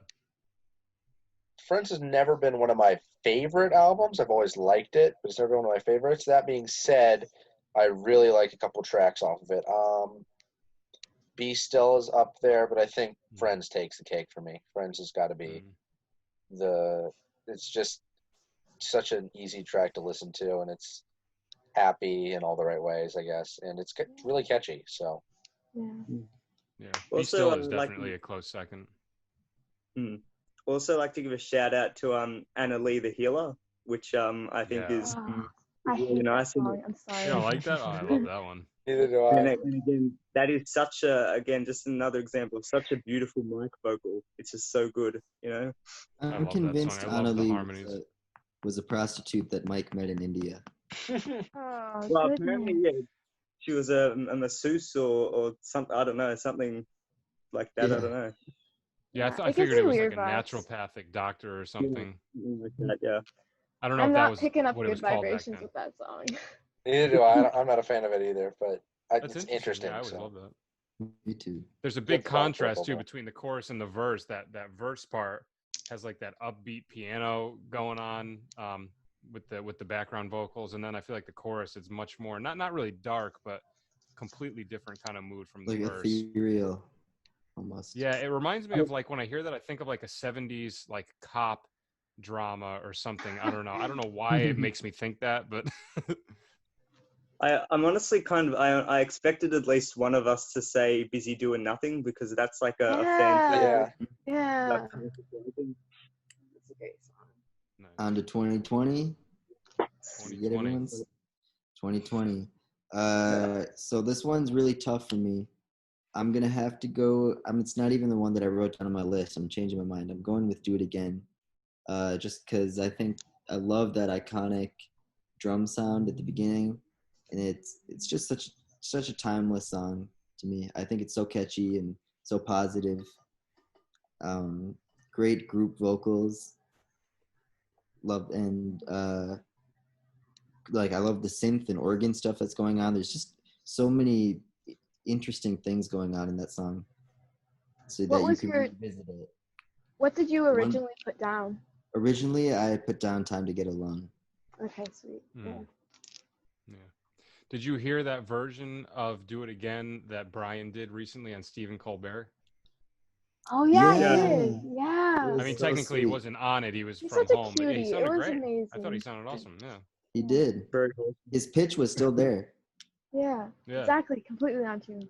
I wonder if it's easier in a setting like that where he's at his house because there's not all this other noise around him and you know, being deaf in one ear, I'm sure it's got to be really hard to hear yourself at a certain point. So maybe that environment is ideal for him. Yeah, he definitely seems more comfortable at home, for sure. Yeah. So, In my room. Wait, is he fully deaf or half deaf in one ear? In one ear, he's like fully deaf, I think. Yeah, or like That's crazy that he 98%. can like never 90, hear things in yeah, stereo. 96. That's wild. Yeah. yeah. So that's wild. I always Just to listen to think- mono anyway, so. He was born in Well, the did right something era. Yeah, well what happened? Was he born? Somebody hit him in the head with a pipe. I've heard different things. I've That's heard what I've that it was always heard. Murray. I've heard he was hit with a pipe. I've heard he was born with it. I don't really know what's actually true. So. But he was like that throughout the entire course of the Beach Boys. Yeah, which is Right. Yeah. That's amazing. incredible. Probably To got think about worse. when he was recording Pet Sounds, just walking around the studio obsessively doing all these little, you know, monotonous things, and just knowing that he's hearing everything out of one ear.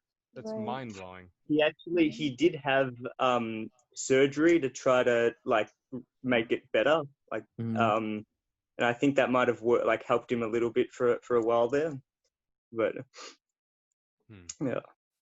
Wow. Okay. Is it Alright, or is it No, your it's Mike. turn? It's Is Mike. it me? I think it's It's me. Mike, Oh, okay.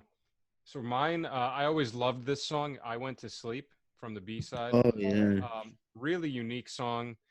Very interesting vocal harmonies. Really captures the mood when you think of the title, I Went to Sleep. It really elicits a very sleepy, sort of lazy, not want to do anything kind of vibe. And really specifically, though, the vocal harmonies and the chord progression has always caught my ear. When I first heard this song, I was like, whoa, what is this? This sounds wild. But always stuck out to me. It's always been my favorite song on this album. Yeah. Love the sound effects, like when the sprinklers go off. Yeah. I love 2020. This is a great album, but I gotta go with I Can Hear Music, and I think Carl did all the production on this song. I'm pretty sure. Yeah, And he did. yeah, so but yeah, this was basically the song where I fell in love with Carl's voice, and yeah, it's amazing because this song I've I've listened to other versions of it, and they're not the same. Like Carl really captured just that, like, I don't know, that being in love, you know, just wanting to be with something. And also the alternate vocal for this song, there's an alternate version of the song, and that's actually killer too. I love both versions of the song. So yeah. 2020, I think, is their most underappreciated album. Because it always gets kind of thrown to, oh, it's just a mess, it's just a bunch of outtakes and, you know, blah, blah, blah, and it just kind of gets thrown aside. But I think it's really good. There's a couple of tracks that aren't that good, but this was hard. I almost went with Be With Me, which I think just sounds so amazing. Like, it's just such dense, just great production, and I think is because even when talking about Dennis, a lot of people don't even talk about that song, but I think it's one of his best. But I think I'll have to go with Do It Again as well. It just, like, it kind of, you know, it opened again, great opener, and it just kind of feels like the boys are going, like, we're back, you know, like it just. It like hit number you one know, in England, so, like. Yeah, it was a big hit internationally, but yeah, so it's just like, it's, you know, it's obviously like an update on their early 60s stuff, but with, you know, just more complex production and, you know, and stuff like that. So I like that a lot. And interesting for a rock and roll song to be at such a slow tempo, but it works. Yeah, that's a good point. And it's interesting that it doesn't really have a chorus, like a proper chorus. It's just like the, you know, which is different. 2020 is easily one of my favorite albums. Like Brandon said, it's people often give it crap for just being kind of thrown together, but I think that honestly helps it because it's like you can get a little bit of everything. And you know, there's a couple like Never Learn Not to Love. Not a fan. You're not a fan? I love that song. But like Charles Manson. Yeah, let's go. I feel like it's bad karma to listen to that song. Yeah, me too. I just don't do it. But I love 2020 as an album. This was really hard, but as a Dennis fan, I have to go Be With Me. That's probably my second favorite Dennis track. But like, it's just such a beautiful song. And it was one that I didn't come to as early as I did to the rest of 2020, but once I kind of came around to liking it, it's definitely like near top 10, if not in the top 10. I know it wasn't the other day, but it could be now. So yeah, I feel like this period, like the Friends, 2020, Sunflower, I feel like that period brings out some of the best Dennis songs. Oh, for sure. With the exception of In the Back of My Mind, obviously incredible. Yeah. But you know, like Friends, we had Be Still. That's a very beautiful song. I always thought that was kind of a slept on song. And then, you know, with Be With Me, and then Forever, obviously, in the next song. I mean, Dennis was really writing some amazing stuff at this period. Yeah. So Sunflower is without a doubt, my favorite Beach Boys album. And Your number one favorite? Yeah, I was scanning through each song thinking, man, I could pick this one. I could pick this one. I could pick this one. And, you know, I think the sound design and the production on Cool Cool Water is unlike anything I've ever heard. But I have to give the winner to All I Want to Do. Because ever since the first time I heard that song, like 6 years ago, it changed my life, and it opened my eyes to different ways of singing and writing and producing.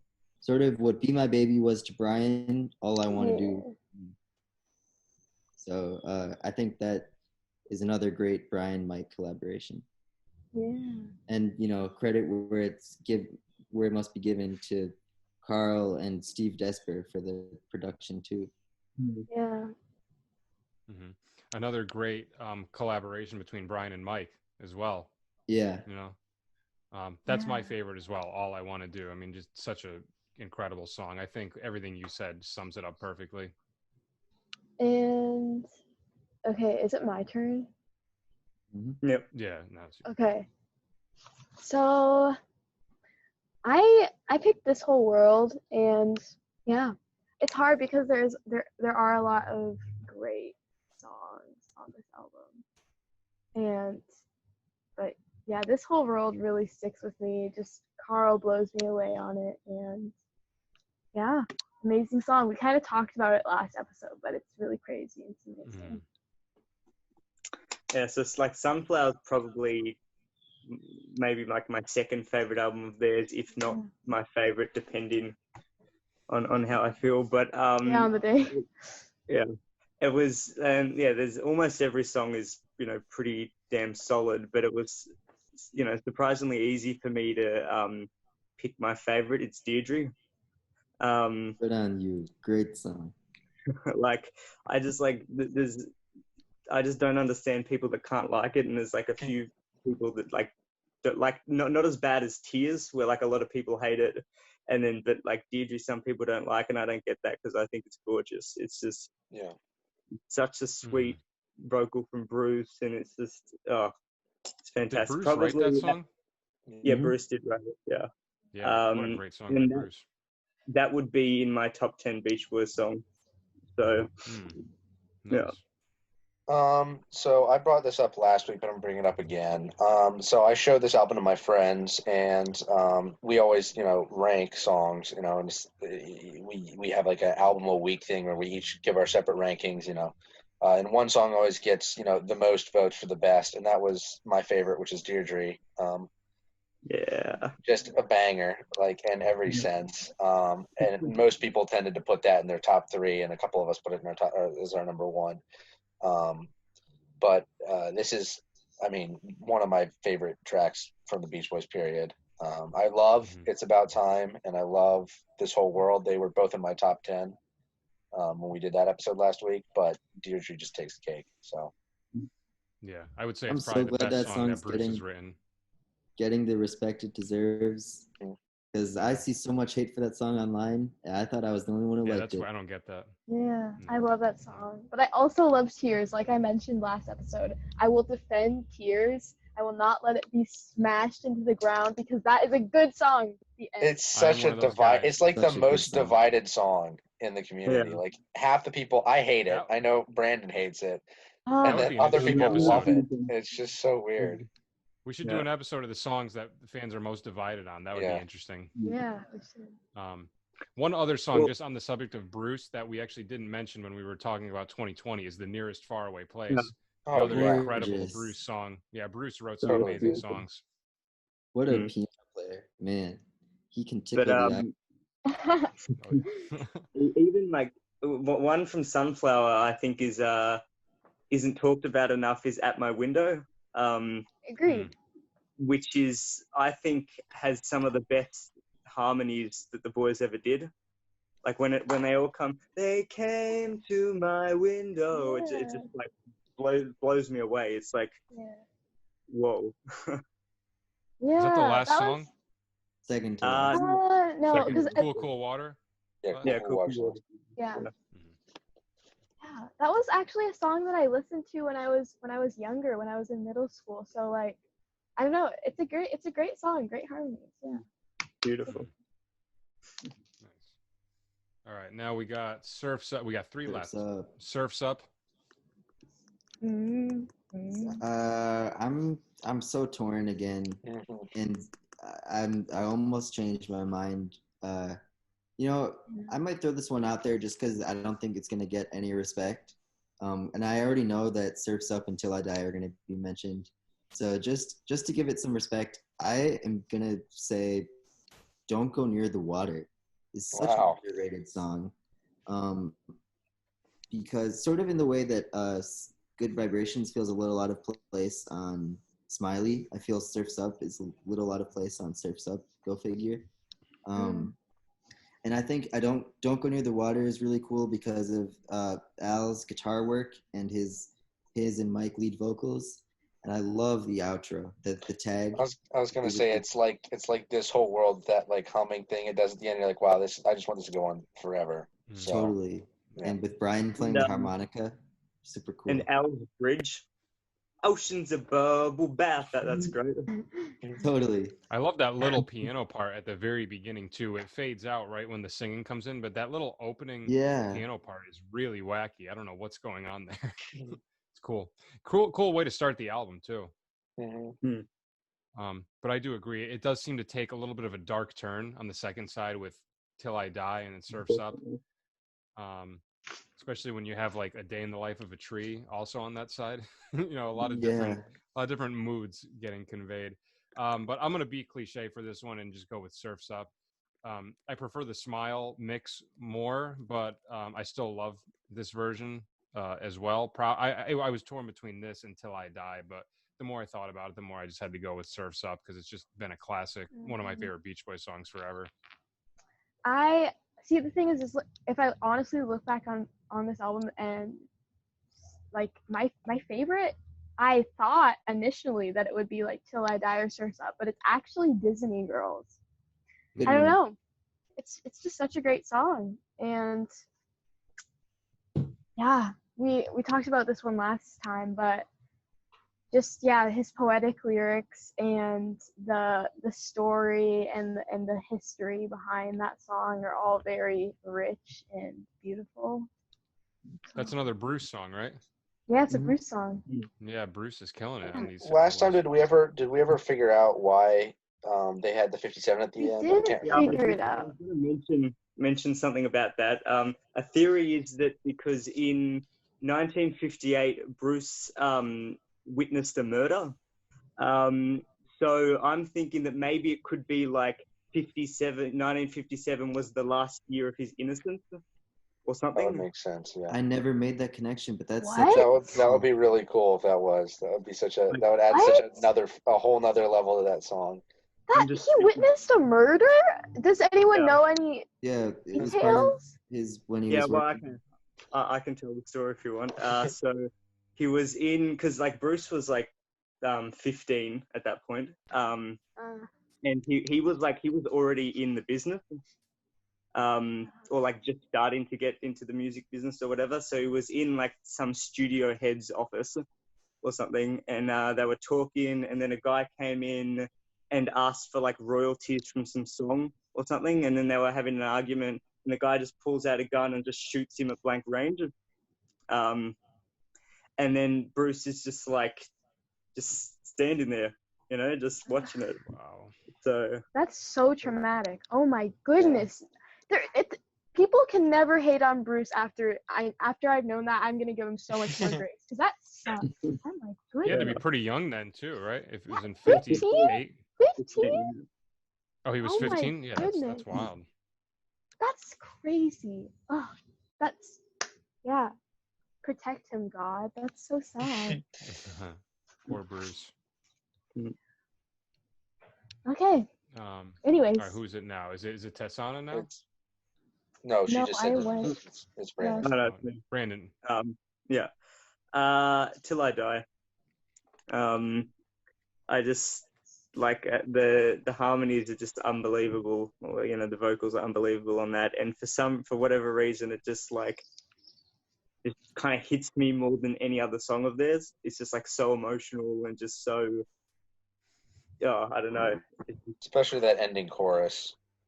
Every time it kind of like the music swells up, and I'm like, man, this is a powerful song. So I love when that Mike Love, that lower part comes in at the end. I think it's Mike. Right? Yeah, it's Mike. Yeah, I love that part. That's what I was meaning. Yeah. So when we did top 10, my 5 was Disney Girls, and my 4 was Surfs Up, and this is a horrible choice that I never want to make. But I'm going to go Surfs Up because it's kind of we talked about it last week again, but it escalated me from liking the Beach Boys to loving the Beach Boys. It was kind of the breakthrough song. So great song. Who knows what we said? Who knows what the lyrics mean? But that's kind of the charm to it, and it's just a great song. So. Yeah, we got to ask Van Dyke Parks. It's funny. I follow Van Dyke Parks on Instagram, and I sent him a message asking him if he would if I could interview him for my YouTube channel. I like offered to pay him and stuff, but he never got back to me. But I have so many questions I would love to ask him because he only has like he only has like a little over 1,000 followers on Instagram. Yeah. So I was like, who knows? Maybe he'll get my message. You never know. Yeah. He's a weird I guy. wonder what kind of guy he is. Yeah. I'd be curious. I was like, I wonder what it'd be like trying to interview somebody like that. Yeah. He's so bitter. intelligent though. He's really cool. Right. I feel like he's one of those guys that's like so smart that it would be hard to like keep up with him in a conversation. Right. Maybe. Yeah. I feel like I wouldn't understand half of the words he was using. I mean, look at Totally. the lyrics of Surf's Up. That kind of like explains it right there. I love his. Have you guys ever checked out his solo stuff? No. Orange my Crate I mean, Art. Orange Crate Art. Orange Just Crate Art. Orange Crate Yeah. Art. Well, Orange Crate. Have you ever checked like his first album, Song Cycle? Cycle. I would love highly that. recommend that. Oh my God, it's wild. Especially if you like the more experimental Beach Boys stuff, you'll definitely like this album. I would say it's even more experimental than some of the stuff Brian was doing, just in terms of like genre bending type stuff. Like that album is all over the place, but I would definitely recommend checking it out. Yeah, I need to give that a listen. That guy's a genius. Yeah, he's a smart guy. Yeah. All right, Carl and the now Passions. we got Carl and the Passions, and then Holland. I'm so excited for this. Carl No and the idea where anybody's Passions. going with this. I am gonna go with "Hold On, Dear Brother." What? That is crazy. What? I almost went with "All This Is That" because I think that's another really beautiful song. But I think "Hold On, Dear Brother," I feel like I could articulate the reason why I enjoyed every other song, but that one I can't really. It does something to me. I don't know what it is, but it's beautiful. I love Blondie's vocal. I think that's something I can pinpoint. So that seems, because I mean, personally, that song does absolutely nothing for me at all. Yeah, that's how I feel too. I find it's just very just forgettable and very plodding, and I don't know, but that's interesting. Isn't there a bar of 5 in there too? There's like an odd meter. Yeah, I think it's a bar so. of 6 and a bar of 5, right? I think so. Yeah. Yeah, 1, 2, 3, 4, 5, 6. 1, 2, 3, 4, 5, 1. I think it's that. Yeah, I'll have to you- listen to it again. Now I'm counting in my head, but I think you're right. Yeah, there's 2. There's like 2 Beach Boys songs that have odd meter. There's that, and then there's that song on Friends one. It's like da da da da da ba da. Yeah, busy doing nothing. Yeah, listen here. There's like a part at the end where it's like da da da da da da da da da da da. Yeah. That's in 7. So those are 2 Oh my gosh, odd I never meter things realized I that. picked up. Yeah, it's Wow. cool. Thank you for Um, teaching me that. Wow. Oh, sure. Oh, you've been teaching me so much stuff. I'm learning so much on these. So for mine, I'm going to be cliche with this and go with All This Is That. It's such a solid song. Such incredible vocal layering, vocal harmonies. And it's just an incredible song. I don't know what else to say. Yeah, so I hope I don't offend anyone, but I actually can't really listen to Carl and the Passions because it's a very like spiritually oppressive album for me. I feel like I'm not like, I in no way glorify God by listening to this album. But if I were to say a favorite, I would say All This Is That. But like I said, I can't listen to it because it just opens doors that I don't want to open. So That's fascinating that's fascinating that you think that about this album, but not any of the prior albums. What is it about this one that makes you feel that way?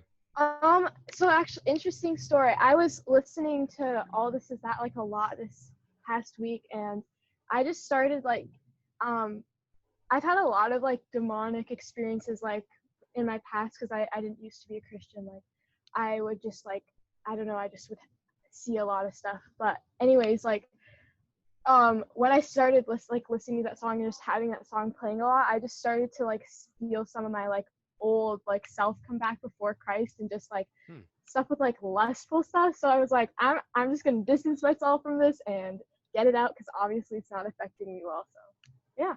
That's my No, I story. can see where you get that from. This album's kind of like a specific sort of vibe, and I could see like it's kind of, I guess it's more of a slow, depressing kind of dark vibe. And Yeah. especially What a there's one Eastern- song on there that doesn't do that for me. But like I totally get where you're coming from. Never been a big fan of this album either. But it's an interesting one. It's a weird one. It's probably the album where most of Mike's Eastern philosophy found its way. Yeah. But it's interesting that you mentioned the religious relation, especially with the Christian thing, because He Come Down. That's about Jesus. That I song. know. Well, it is, but it's also like mixing everything and making it super universalist. So I'm like, let's not, because I feel like they do a lot. I feel like they do a lot of that in Friends, also, though. You know, Yeah. Oh boy. Be Still, Transcendental Meditation.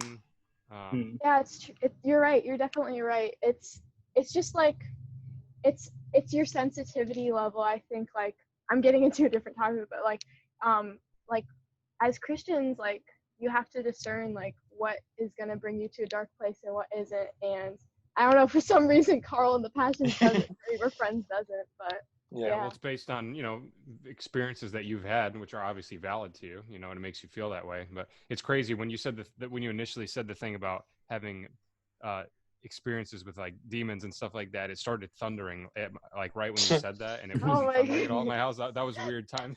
I mean, that's why I never listened. I never listened to Never Learn Not to Love for the same reason. Just not good, bad vibes, none of that.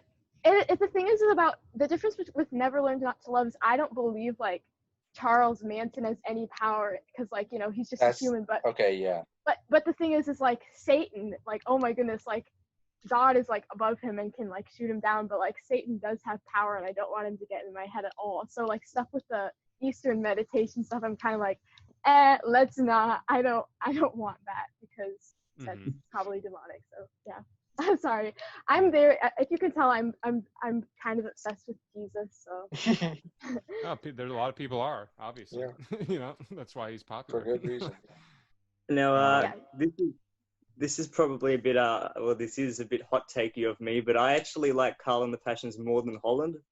Oh, I'm gonna kill you. Me too. That's awful. Well, yeah, I know, but Holland is one of their most boring albums to me. I agree. I hate Holland. I hate it. I am such a fan of Holland. Another big divide in the community. It's well done, and like most people like love Holland, like they adore it. I get that, but yeah, Carl and the Passions. I'm gonna go. You Need a Mess of Help to Stand Alone. That's very solid. Again, another great opener. You know, it works as a rocker. Like it works better than Marcella. And it's just Carl's gruff vocal he's doing is fantastic. The guitar, like the solo, is great. The guitar, you know, it's fantastic. I like it. I always loved that song. I always thought it was an amazing opener. Yeah. So I'm gonna go with. I really like this song. I really like Here She Comes. Love the bass line at the beginning. It's such an upbeat rocker. It's kind of feels out of place on the album to me. Everything else kind of seems a little bit more low down. That one's weird, but it's still good. So that's my pick. Ricky just kills it on the drums on that one. Yeah, that one's such a fun song. I love as I said, I love the bass. You know, the bass line at the beginning and the drums. And all right, we've got. Are we on to Holland? We're on to Holland. So for Holland, I'm gonna have to go with Big Sur, and even though I prefer the Landlocked version. Yeah, the original version, the waltz version was the first version I ever heard, and God, people always say when they bash Mike's songwriting, I say, what about Big Sur? Because I feel like even if Big Sur was the only song you ever wrote, you'd be a great songwriter. Yeah. And I think Big Sur proves what Mike has always been capable of. It is a beautiful song. I think it's probably the best out of the California trilogy too, by far, I should say. I like. It's the first one of the three, right? Yeah, I don't like Beaks of Eagles that much. That's probably my least favorite track on the album. What's the other one? I'm drawing a blank. California Saga. It's just California Saga. Yeah. And I like that one. But Big Sur is just leagues above the rest. It's such a good song. So pretty. It paints such a evocative image. Correct. Yeah. Yeah. For me, I've always loved The Traitor. That song always kind of stuck out to me. Just a really good vibe and nice contrast between when it brings in that bridge section. It gets a little bit darker with those vocal harmonies and the chord progression. So I really like the contrast. And beautiful vocal melody, just an all-around amazing song, I think. Yeah. I kind of said in a mean way that I hate Holland, and I think I don't have much experience with Holland. I haven't really given it a chance. But the interesting thing about this album is it's very it reminds me of the audiobooks I would listen to when I was little. We always we would listen to Chronicles of Narnia and I don't know, Peter and the Wolf, if you guys have heard that kind of thing. Yeah. And because when it's talking about the Pied Piper or whatever, it's it just reminds me, oh my goodness. Shit, what happened? It says she's I still in here. wish the Beaks Eagles didn't have spoken word. I feel like that. It slows the momentum down so much. It does. It does. I feel like Beaks Eagles would have been way stronger without it. You guys ever notice Al loves cramming spoken word into his music? He does. Be it his solo album or this or Santa Ana Winds, he can find a spot for spoken word in all of his original songs. Here in Southern California, we have a weather condition known as the Santa Ana Winds. Oh man, that was fun. The phone died. I'm so sorry. That was hilarious timing right before the last song. Yeah. I know. But yeah. All right. Wait, what's your song? Okay, so I was gonna say, oh my goodness, I'm forgetting. What's it actually called? I forget it. It's the one where Carl sings and it's like a love song, whatever. Only with You. Yeah, Only With You. Yeah, so that song is 100% my favorite, and it's probably pretty much because of Carl, but it's really great. Yeah. I love that song too. I think that's actually one of two songs that Mike and Dennis wrote together. That's a weird combo. That is weird. They should have done it more often. They should have. Yeah, I love that song. Pacific Ocean Blue, they wrote together as well. Yeah.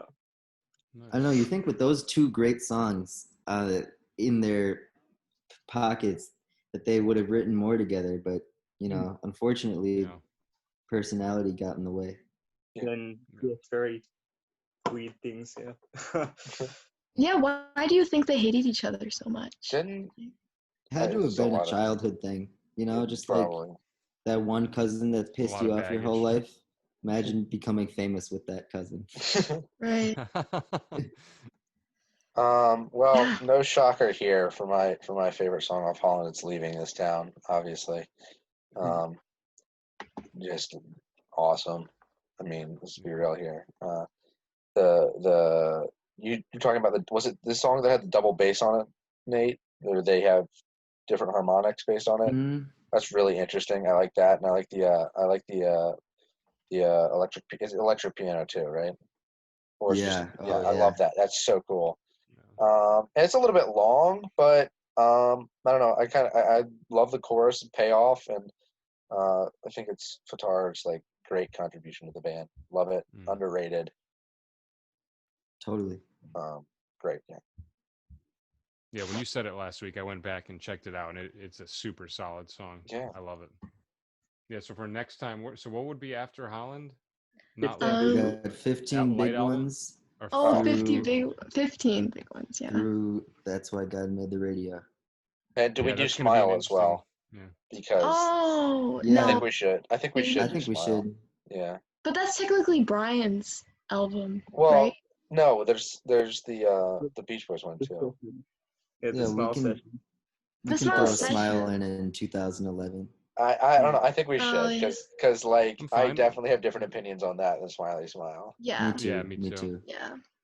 I feel like the second half it's going to be way easier to choose a favorite. I feel like it's gonna be way harder because maybe easier to choose a favorite, but I feel like we're gonna have variety all over the place. 'Cause I don't super listen to anything past Love You, so Right. it's gonna be. I've listened to every album except MIU. It's funny. I don't touch recent- MIU. Won't touch it. Recently, I've been listening Scares me. to everything from MIU through Somewhere in Paradise the most, just because Yeah. like it's the stuff I ignored for all these years. So then for the Right. last like 6 months, I've been listening to it and been like, oh wow, this stuff is genius. It just you have to get through this big wall of miss. cheese, and then once Yeah. you do, oh my god, it's great. I'm excited to get into that stuff. So am I. I love one song from that era, but we'll save that for Mhm. next time, I guess. Yeah, it'll be Yeah. a great reason to go back and same thing with me. I kind of always threw those albums to the side for a while, so it'll be cool to go back and re-listen to them to Yeah. figure out same. what we all like. No, So yeah, that'll I'll be pop exciting. my MIU cherry. So Sweet. So I'll just we'll touch base next week and we'll plan out the part 2. all right, So sounds we, good. Yeah. Awesome. It'll be interesting.